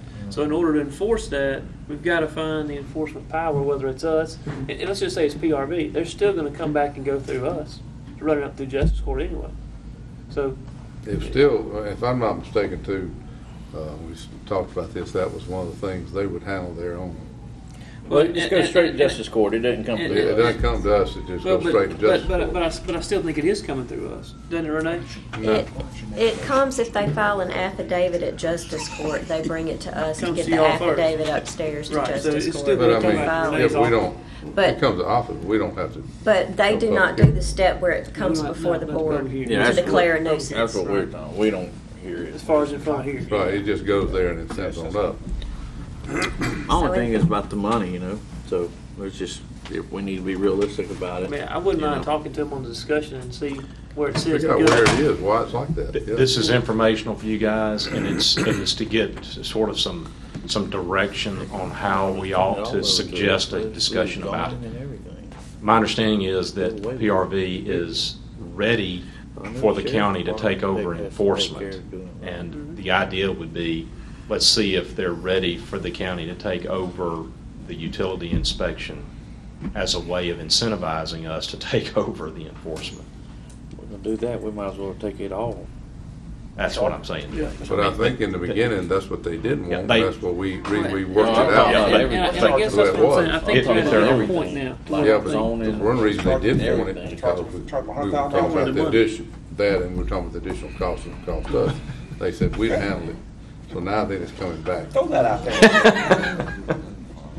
That is something we have no idea They about. charge them $100,000 a year. It's a fee, to handle that service for them. Well, that is something we don't. That's a new animal for That's us. out of that drainage district. That property. Oh, goodness. I'll guarantee you that ain't gonna. That'll get swallowed up. All right, next. May But we- that was just for discussion. Yeah, Yes, sir. discussion. May we further discuss with PRV and come back? Yes, report yeah, I to think, you? it's, yeah, absolutely. We want Yeah. to find out what the holdup What's is. going on, yeah. Okay. We'll do that. Next item is item V, which is an acknowledgement of receipt of a written certification from Bank Plus. They are the owner of a 19.66 acre parcel at the intersection of Highway 471 and 43. It's formerly, this piece of property, this 19.66 acres, was shown on a subdivision plat that was approved by a prior board as future development. It was not broken into subdivided lots. It was just shown as future development on the subdivision plat. That plat was for Harbor Gate Subdivision Part 1. And they have, Bank Plus has committed that the future development section as shown on that subdivision plat is not to be included in any future development of Harbor Gate subdivision, and it is instead going to be composed of minimum 4 acre lots. It's actually, the smallest is 4.12, and they're larger than that, up to a little over 5 acres, with each tract having a minimum required 100 feet of frontage on Highway 471, and each tract will be served by a private driveway. Each of these elements is to be included in a deed restriction for each lot, that it cannot be further subdivided, that there will be no public accesses of any kind on any of these lots. And so this is simply a way for us to be able to address potential issues with later development of property. I'm satisfied that they've made the appropriate commitments, and I would ask that the board acknowledge the receipt of these certifications and to authorize then Renee to issue building permits if they meet all of the other requirements. I have All right, one so moved. question. I have a motion by Mr. Morrison, Second. second by Mr. Marr. Discussion. Oh, we're talking about a specific number, I'm looking here, Yes, sir. of lots. Yes, sir. There should, Ms. Chance, did we get the There can backup only on be this about in 4, here? is that right? The Bank Is- Plus. Yes, ma'am. Is it in here? And the computer, see, there's the computer, I'm not sure, it's in your packet though. Okay. I've got one right here I can show you. I mean, by just my simple math, it'd be limited to about 4. It's 4 lots, yes, sir. Okay. It's 4 lots. That is what it will be. That's all it will be. Each lot will have a deed restriction that it cannot be further subdivided. Each lot would be accessed via private driveway directly off of Highway 471. Okay, so that's how it covers everybody all the understands issues. that. Right. Okay. Yes, sir. Yeah, well, whether everybody understands it, the owner of the property understands it, and there will be a deed restriction that's in the record. So everybody be on notice. All right. Well, that was my question about how they accessing it. So, other questions? All in favor say aye. Aye. Opposed? Ayes have it. Item W is an interesting situation. Jared, you are familiar with this.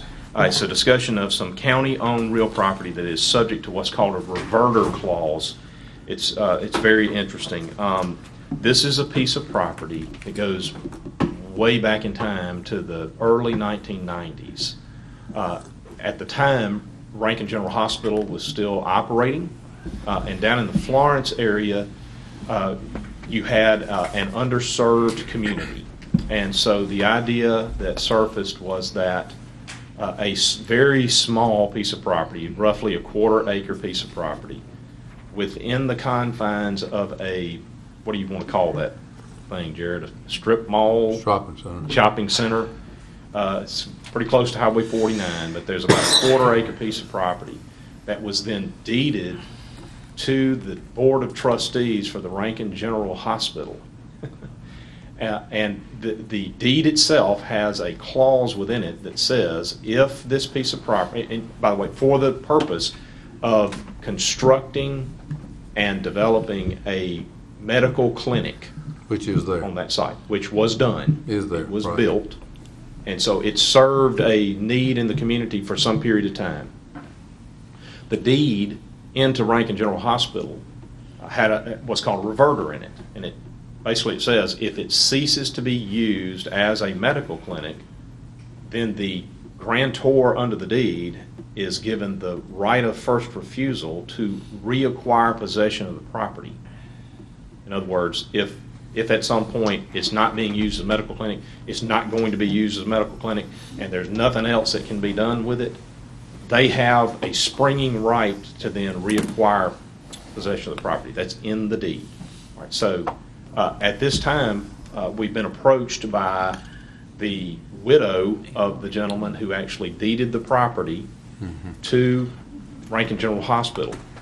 It's not being used as a medical clinic. It's sitting there doing nothing, and there's nothing that can be done with it except to use it as a medical clinic. Well, there's nobody that wants to use it as a medical clinic, according to what we're being told. Would have to be completely renovated inside. It's sitting, Bob, y'all may know where it is, sitting directly behind Bancorp South in the, basically the Rammy Sunflower Park. Laughlin's development. Huh? Mr. Laughlin, John. No. Not his. No. No, shopping center. Down in town. Now, it's part of that. Oh, I was thinking down. Okay. No, it's down in town, like almost to the red light. Bancorp South, you're thinking about Trustmark. Yeah, I got you. So we need some direction. This is a discussion item. We just need some direction on this. We've been approached by the widow to basically to arrive at an agreement that the one thing that you need to understand is that the reverter does not contemplate that it will just simply be retitled. There is a responsibility then of the grantor to actually reacquire, and the price, the sales price listed is whatever the value of the improvements on the property is. Okay? Improvement as prior to or no, sir. After the medical clinic got built. Right. It was understood it was vacant originally, deeded to Rankin General Hospital, and then the trustees apparently caused a medical clinic to be built. And it was operated as a medical clinic. We don't know anything about the details about that other than it was built. It is functionally obsolescent. It cannot serve the purpose of a medical clinic any longer, according to what we're being told. Who told you? Representatives of the widow. It could be. And appraisers apparently so what can we do with it? Hired. Exactly. What can we do? Yeah. What we need is we need to decide first of all, how do we want to arrive at a value? I think we need to get an appraiser involved on behalf of the county to help us determine what is the value of the structure that's there. And then you guys will then be given an opportunity at that point to... I may have something. Yeah. This is discussion after that. I may have something on that. Ultimately, you guys have to arrive at number one, you need to understand, it's different from a situation where you completely controlled the property. Mm-hmm. You don't. There is a reverter. The deed tells you if it is not used as a medical clinic, we get the right to get it back.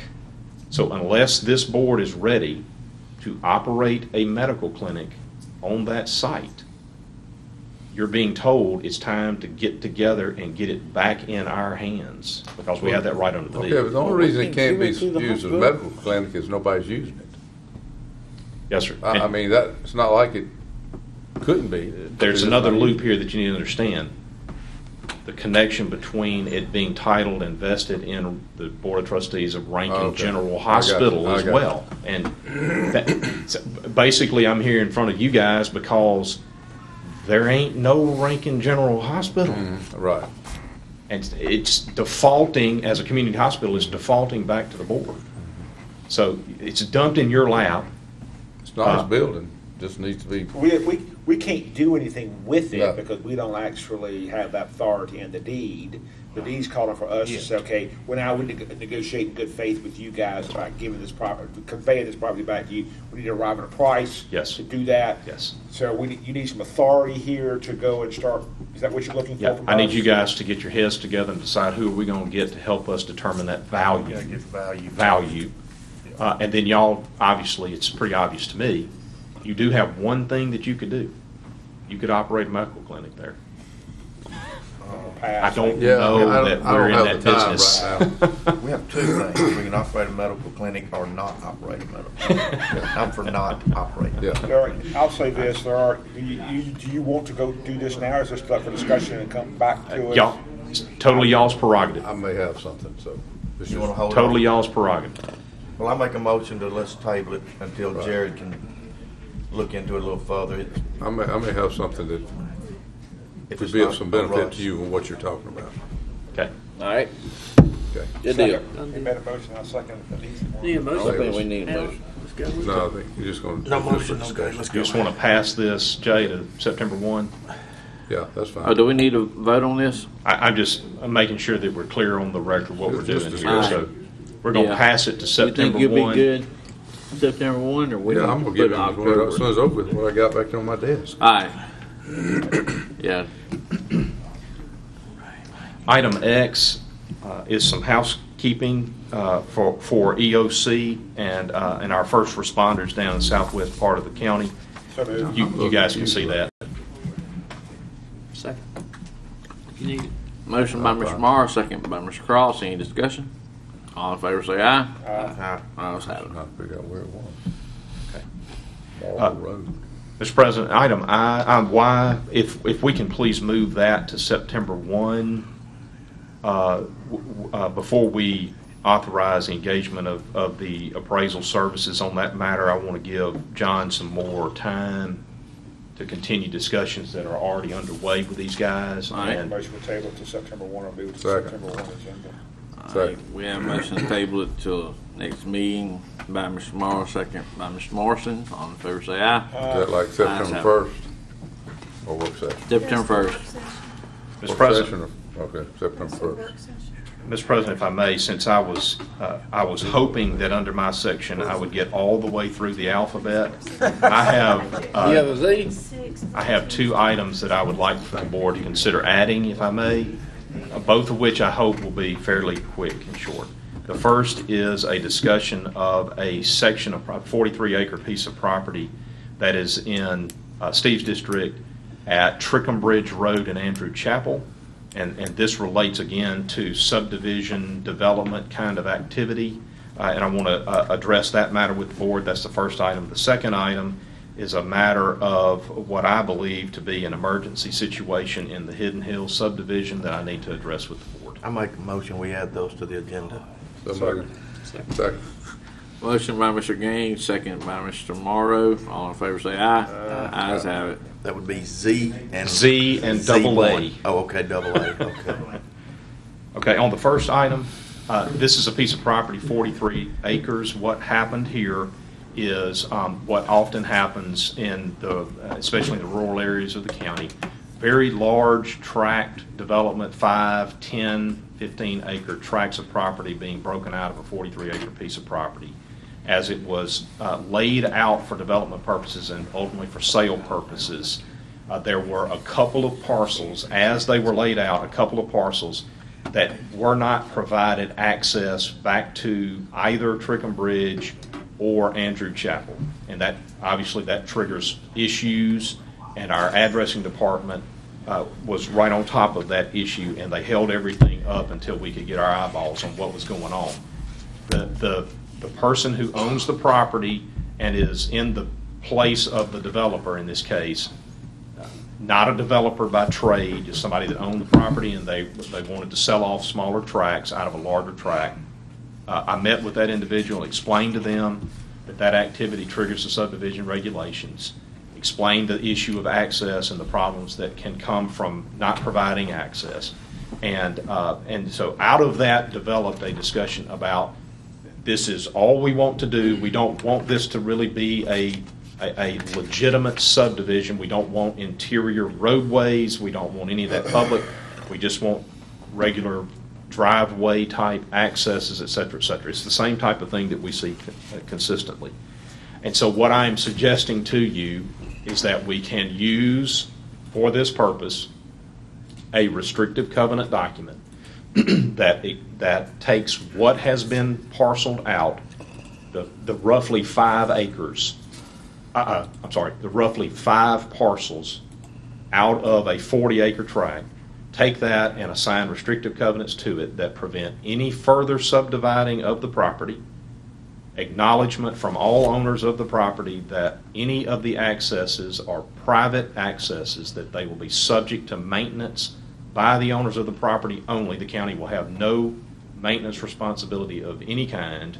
They are prohibited from approaching either the school district or this board or any other third party about having any accesses on the properties converted into a school bus turnaround, which is nothing more than backdoor maintenance for the county.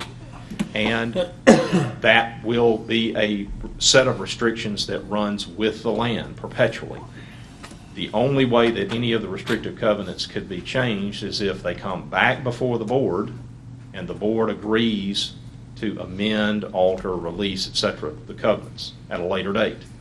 And so that is the proposal that's being made. It will allow these people to go on now, get their building permits, and build the house that they wanted to build out there on a 5-acre piece of property or a 10-acre piece of property. Has he got a road into it now? No, sir. There are no... How will they access their homes? Driveways. I know from Andrew Chapel.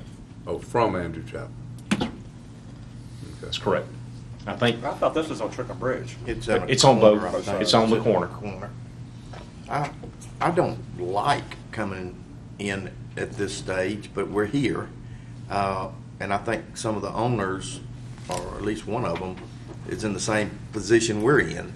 He didn't know, and he bought it and thought everything was okay. I would say I make a motion that we accept just what you said with the covenants on each deed and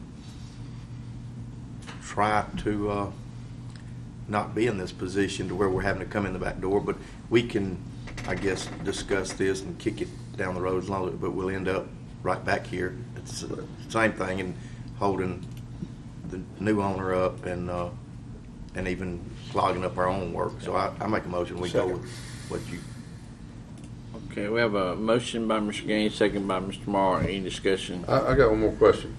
Why, if it's just a driveway going in, why would there ever be a question about it being a school bus turnaround or anything else, or building anything else? And it may not ever, Jared. I mean, if it's just a driveway going in, why would that ever come up? Well, I would say it may not, but any private drive now, I mean, I think when the word's out there that if it's a school bus turnaround, or they can make it that, then we'll take care of their drive. Yeah, but this is just a driveway, not a private drive. A private drive, I take it as a road that goes in that the driveways then come off of.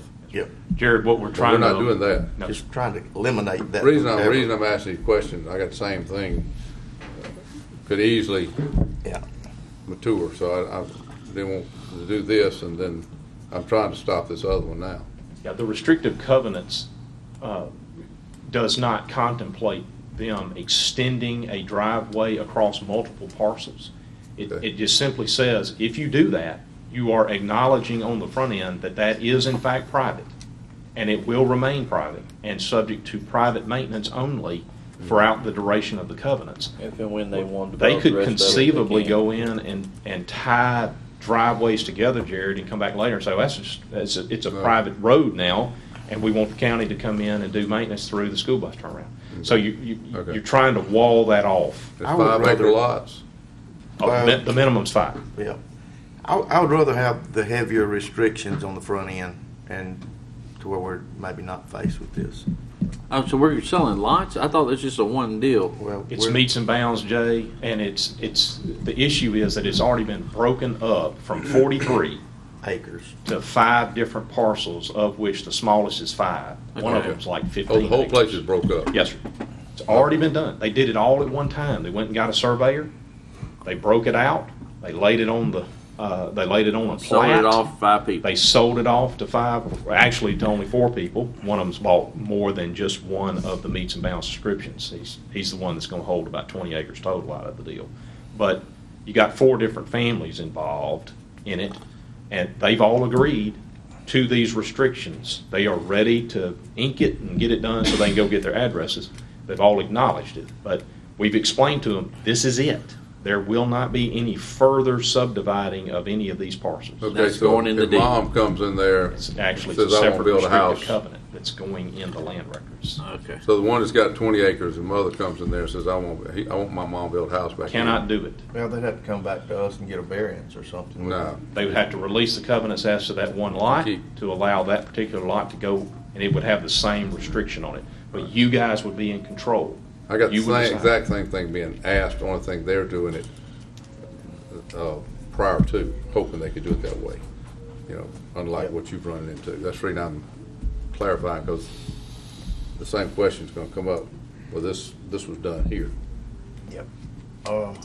I definitely wouldn't say this is the proper way to go about doing it from the front end, but these people that bought were not realtors or professional real estate people, and they didn't know that they were going to be faced with this until they got ready to build or get an address. And they hate it as bad as we do, but I feel like that we've got to work something out. No, I understand. I just was making sure about this road deal. I would make sure it wasn't a road going in that they all would feed off of, and that would come back and say this. And if they were going to do that, then have to build it as up to standard. There you go. Right. Okay. All right. Okay, no further discussion at this time. All in favor say aye. Aye. Opposed? Ayes have it. The second item that was added was a discussion of the Hidden Hill subdivision emergency situation. Over the weekend, I was provided an email from Entergy, and it's related to an area in Hidden Hill subdivision that we may have some familiarity with. This is what it reads. I'll just read it here. This is from Sandra Powlett with Entergy Corporation. Due to the apparent failure of drainage infrastructure within the road right-of-way, Entergy is concerned with services that are exposed to the drainage infrastructure damage at 137 and 139 East Side Drive. There is an area there behind the Entergy pole that has an issue of a potential collapse that may be imminent. Please advise steps being taken by Rankin County, if any, to address the apparent failure of the drainage infrastructure located within the road right-of-way. They go on to say that if necessary, we can secure the utility pole with our truck while repairs are being made. Please let us know if we can provide assistance. Serious deal. Yeah. And so This is the same one we brought pictures on 2 weeks ago or so. Oh, the one With the come off sinkhole the- between the houses. Yeah, That same. pole's not giving away. But all the infrastructure right Yeah. there is fixing. Had We're those fixing to get bushes- into a had those mess. bushes and all around. That's the Yeah. one. Yeah. What was Rain's not not helping us. What was not readily apparent to us at that moment was the state of the utility pole, although it was addressed briefly. We now have information provided to us by the owner of the utility pole that there is a concern that the utility pole is subject to potential collapse. So my suggestion would be that the board consider declaring this to be an emergency situation under Mississippi Code 31713, subparagraph K, which is an exception to the bid law, which allows for an emergency declaration in this case. What would happen then would be a truncated process where we find out from providers, service providers, what would be the scope of the operation quickly, and a cost. I would suggest that we talk to 2 or 3 potential contractor service providers who can jump on this issue and explain to them the serious nature of it and get quick quotes and scope so that we can then move forward with addressing the project. I mentioned this to Bridget, our purchasing clerk, and just to make sure that we're all on the same page about it being an emergency situation and to get some directive. Most of the time, guys, when we get emergencies like this, we don't have the ability to actually be in a board meeting like this to talk about it. And so a lot of times what happens is the work simply proceeds, and then on the backside we authorize the work and the payment of the work. So in this case, you have the ability on the front end to make the emergency declaration and then to proceed through your engineers to discuss it with vendors and come up with a way to address the emergency quickly. So we have much choice. I'll make that motion. Second. I have a motion by Mr. Cross, second by Mr. Morrow. Any discussion? All in favor say aye. Aye. Ayes have it. Tim Parker and I were talking early this morning, and I think what we're going to have done here is it's probably a call that's going to be made very quickly to maybe 2 or 3 providers, and then we'll communicate back with you guys as we move forward about costs. All right. Okay. Thank you. Ms. Oster. Thank you. The first item that I have this morning is authority to pay David Morrow Jr. for Family Master Services for the month of June, and authority to issue that check in the amount of $2,500. Motion by Mr. Gaines. Second. Second by Mr. Morrison. All in favor say aye. Aye. Ayes have it. Thank you. The next item is authority to advertise notice of public hearing for September 6, 2016 at 9 a.m. on the proposed budget and proposed tax levy for the FY17 year. Motion approved. Motion by Mr. Morrison, second by Mr. Morrow. Any discussions? All in favor say aye. Aye. Ayes have it. The next item is authority to advertise the intent to set a tax levy for Rankin First Economic Development Authority. We currently have one, and this is something we have to do every year. So moved. Motion by everybody, second by everybody. Motion by Mr. Morrow, second by Mr. Cross. All in favor say aye. Aye. Ayes have it. Thank you.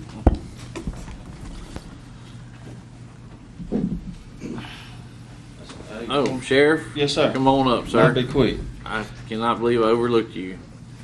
I was kidding. Look, I was approached by the Department of Human Services, and they have a new program they're starting. They say it's mandated by the federal government. And more or less it's for anybody getting food stamps, they're requiring them to work. And they approached me about working some of these individuals. So what I'll be doing is the males, I'll work some of those 40 hours a week, and females with dependent children, I'll work 20 hours a week. And my plan was to initially start them at the livestock pavilion and the pound with the males, and then the females up here supplementing the crews that we have cleaning or painting the curbs or stuff like that. Just want to get y'all approved. It's not costing us a dime to enter into this. That's great. I appreciate that. Yeah.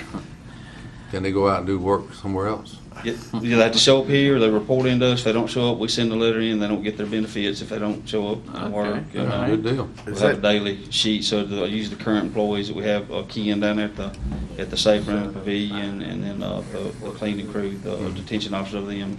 I'm not going to mix and mingle inmates and these workers. They'll have separate jobs to do. All right, good deal. Yeah, I make a that- motion approved.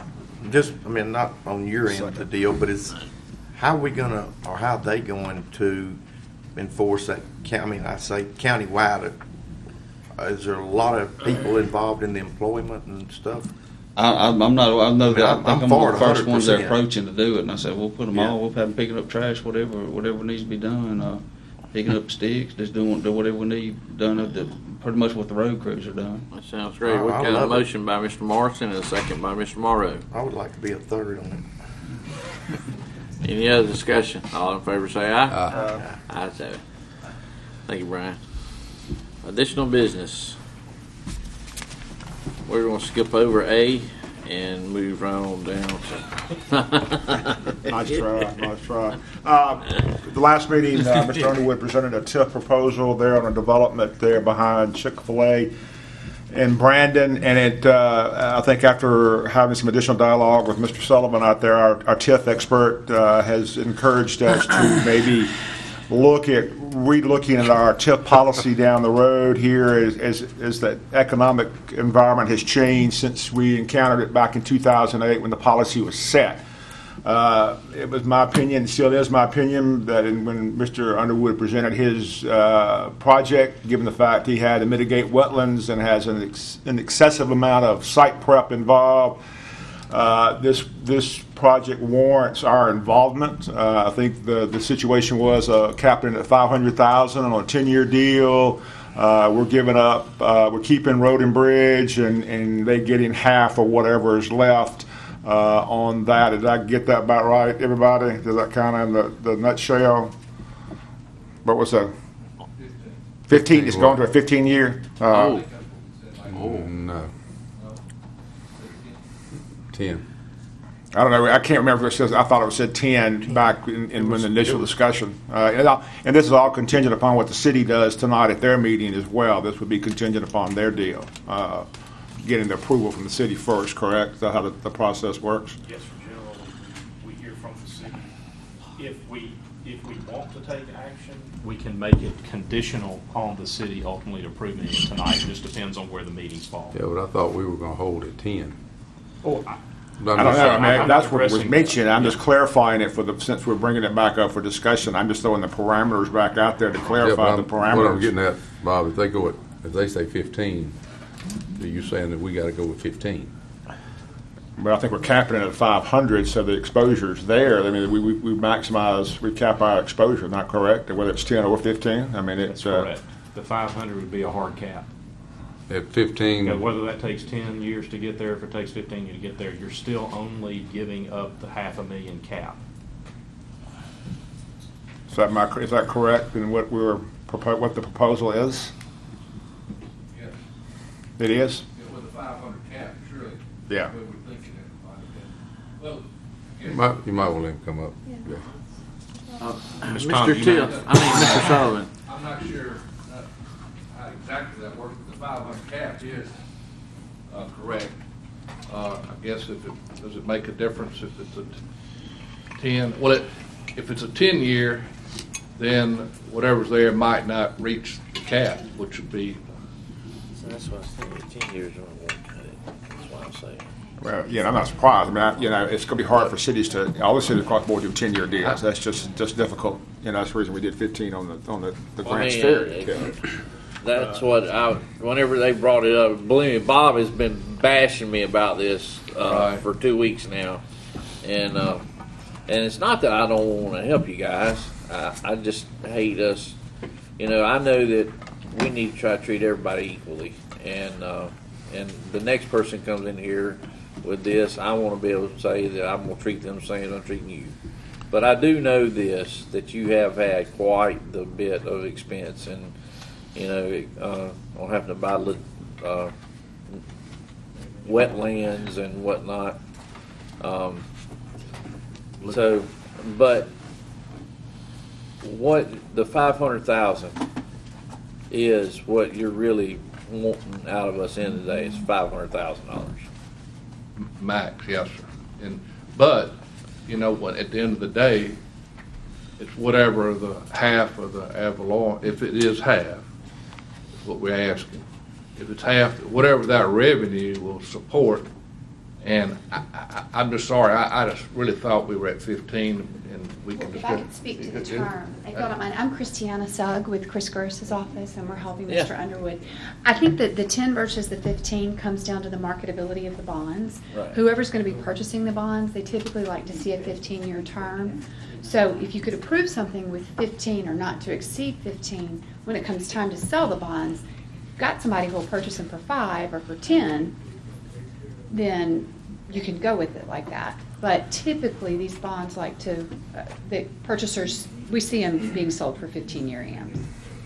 Yeah. Rarely 20. Just because you very can't get rarely your 5. money out at 10 Right, years. right. Especially with the interest rates the way they are right now, a 15-year AM allows the bondholders to actually make a little bit of money. So our total millage is, 0.244. and road, bridge, That's included in that. How much? 40.24, but we would back out the road bridge, 7.92 and 2.50. so take out 10 mils, so we're saying basically you're looking at 15 mils that you're wanting to apply toward this. Right, you said half our millage. That's right. Yeah, the 500,000 cap. The 500,000 cap, I think, is the key. Yeah. John, have you run any numbers on any of this stuff yet? Have you done any work on this at all? Okay. Well, I know you work, but you know. No, on this. Have you run anything where this might? President had provided me on that. Okay, all right. I think we had given to Craig, he had got kind of projections of what all it would generate. It's all projections.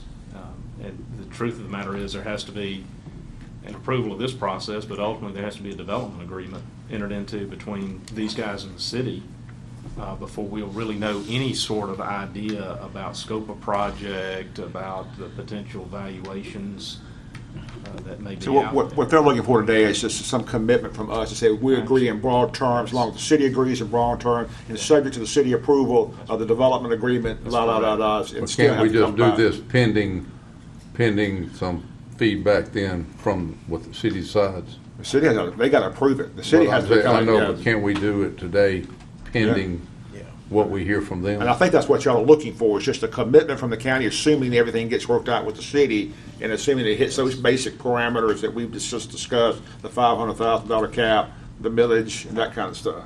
Make that motion.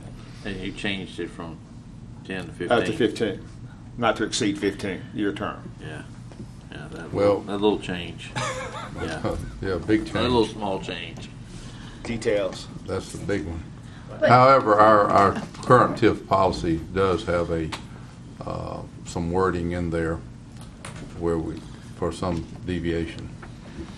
If I might add to, I know Mr. Slay has advised you on this, but any bonds that are ultimately issued are subject to further proceedings, and it's a matter of project performance. If the values don't come in, if they don't build it, Right. nothing gets issued. So if we come to the point in time where a TIF plan is put in place, all it does is say, this is the max that the city and the county are willing to do. Now perform. The ball will be in their court. So. Well, that's why I was asking John if he's running numbers.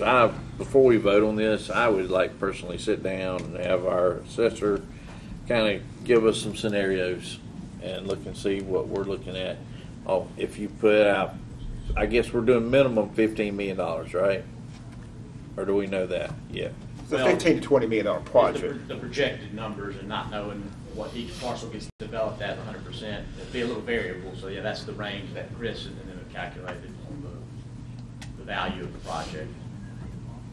And Jay, from my standpoint, is really, she summed it up the best. If it doesn't perform, Then we don't know anything. there's nothing. Yeah. The county's on the hook for. And for me to work something up, we're ifs and buts and candy and nuts right now. Right. We don't know. I can work up something for 15 million, sure, exactly. I was just curious at 15 million, how long we would take it to get to 500,000. You know. He can work it over right now. You ask, you shall receive. Well, that's at the millage rate of 15 mils.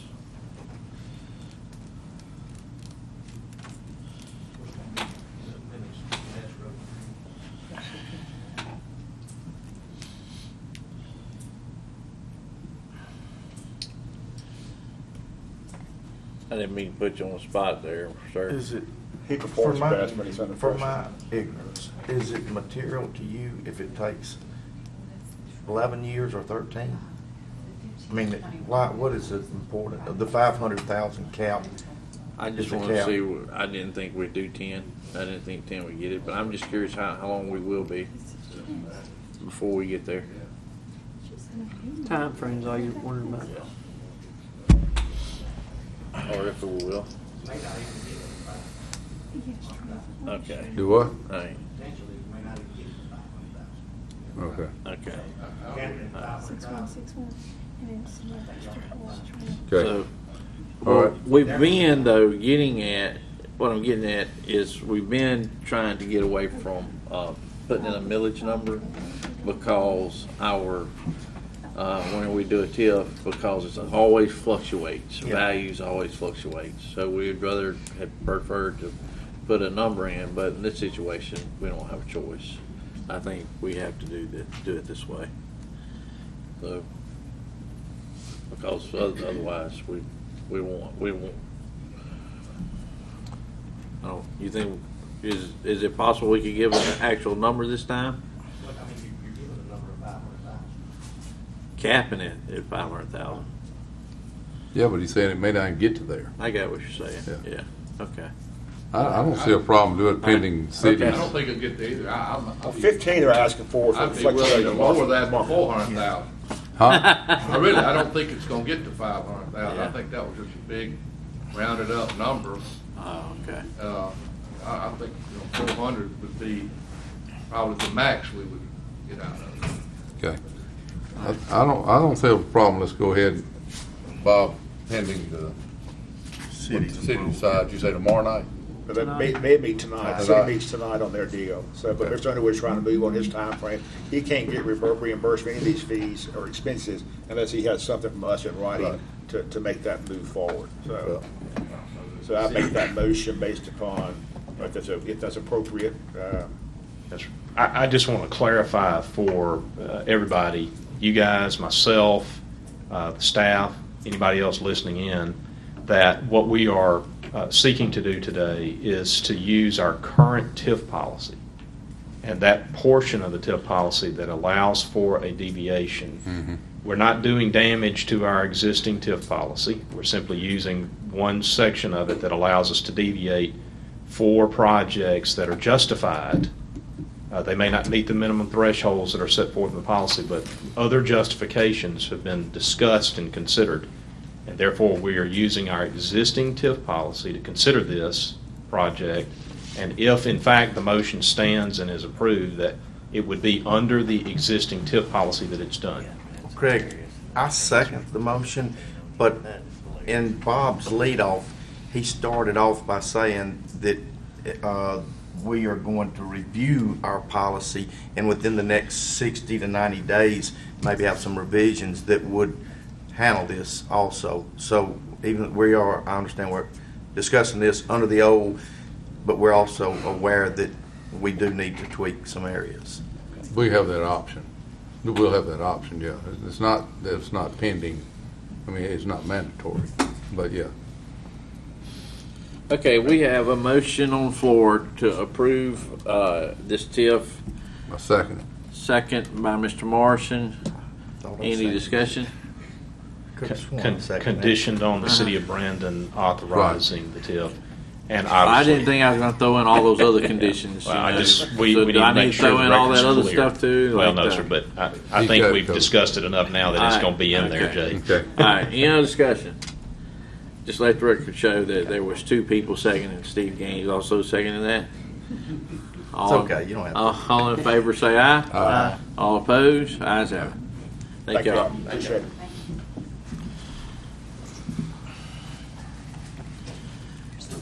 Next we have discussion potential, this is Bob. And we want to ask you a question about you going laying out on the beach. Well, the two that are reappearing, if y'all will remember, these are basically it comes down to numbers: $290 per person less to go there than it is to Tunica. Why don't we That's send the him? math Why don't we of it. send him? You and Melissa. Melissa does 911, right? Correct. I'm the 911 coordinator. What I do is I go to one set of meetings and she goes on the addressing side and the legislative side, and I'm busy talking to the other guys, like I said, on the upcoming legislation that's probably coming down the road. And at the Mid-South, to be honest with you, at the Mid-South Conference, we have the opportunity to talk to some people that are doing the multi-jurisdictional stuff. So it's more beneficial that way. Right. And less money. Here's my only comment on that. I'm good with one person going, but dropping $2,500 on two people going to this deal's too rich for my blood. But that's my thoughts. And this is also going to have some information on, you said upcoming what legislation, about what type of legislation? The stuff, stuff that's affecting as far as our ratings and what all? Well, if y'all remember the stuff I gave y'all during the budget process on the multi-jurisdictional code and the funding streams. Right. Right. That's all going to be discussed down there. But that's what I'm talking about. Like I said, as far as the conference goes, like I said, I'm not going to go to the addressing because I have no clue what they do on that, the updating and the charging on all that, and how to do the addressing and the GPSing and all that. I have no clue what they do. Two of you, one's going to be handling the address, and or the other one's handling the other things you're talking about. Yeah. There's other meetings y'all go to together too, isn't it? Isn't there a couple? We do not really. The one we did last year was making presentations at the supervisors meeting and at the MEMA meeting. She came up there and did a presentation on that. Okay. So is this y'all's usual calendar? Yeah, this is what annually we do. calendar deal that y'all normally do? Yeah.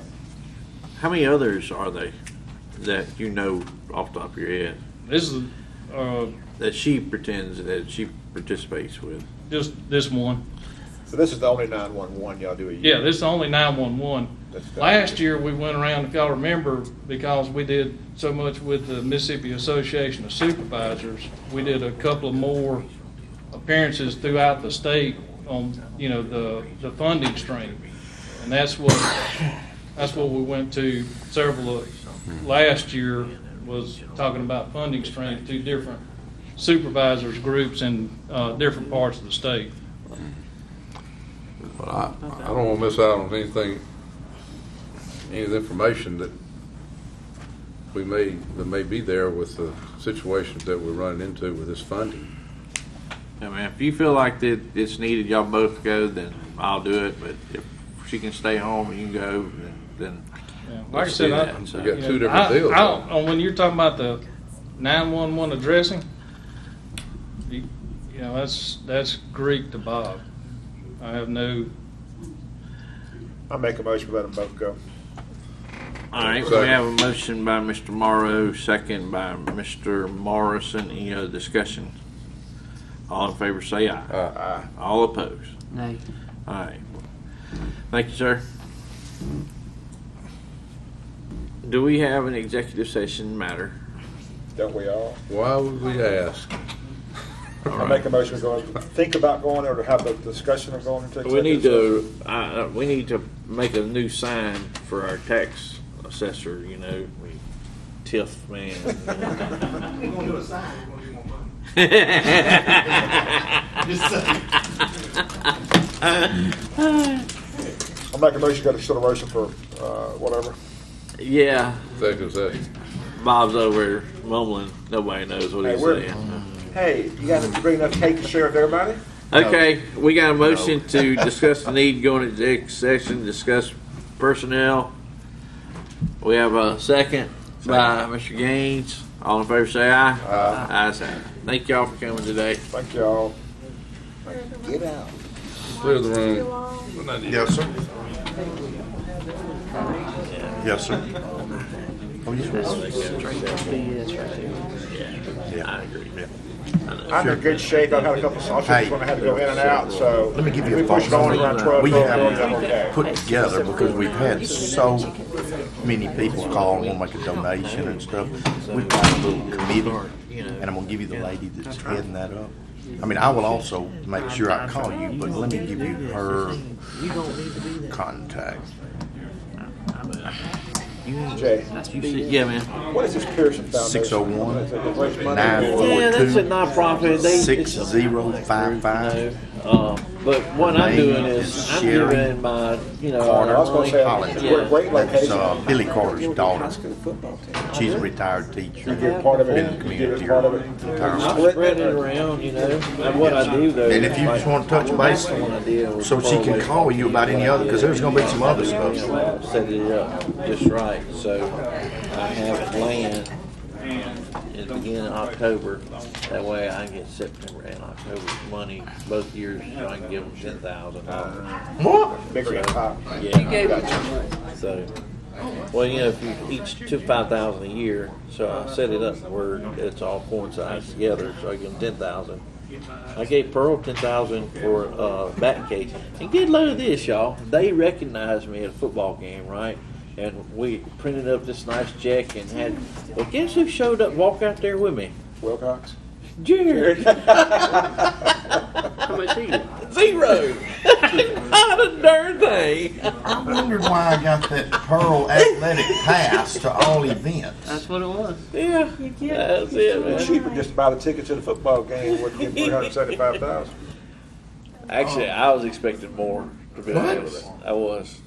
I was expecting to say. Wait a second, we're still on the red up here, folks. Well, we got to get an executive It's a session. wonderful idea.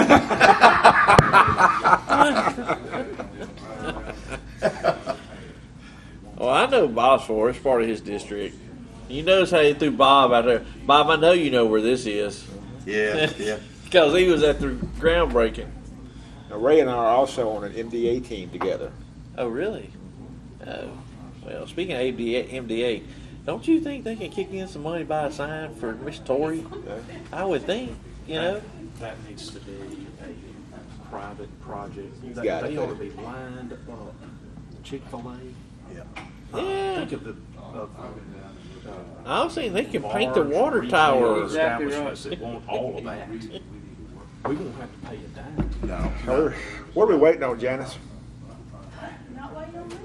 Hey, come on, Jared, let's go. Yeah, I thought that was very humorous, y'all. Anytime y'all want me to return the favor for you, just let me know. Okay. Do I hear a motion to go in executive session? So moved. Motion by Mr. Morrison, second by Mr. Moore to go in executive session. All in favor say aye. Ayes have it. All right. We are now in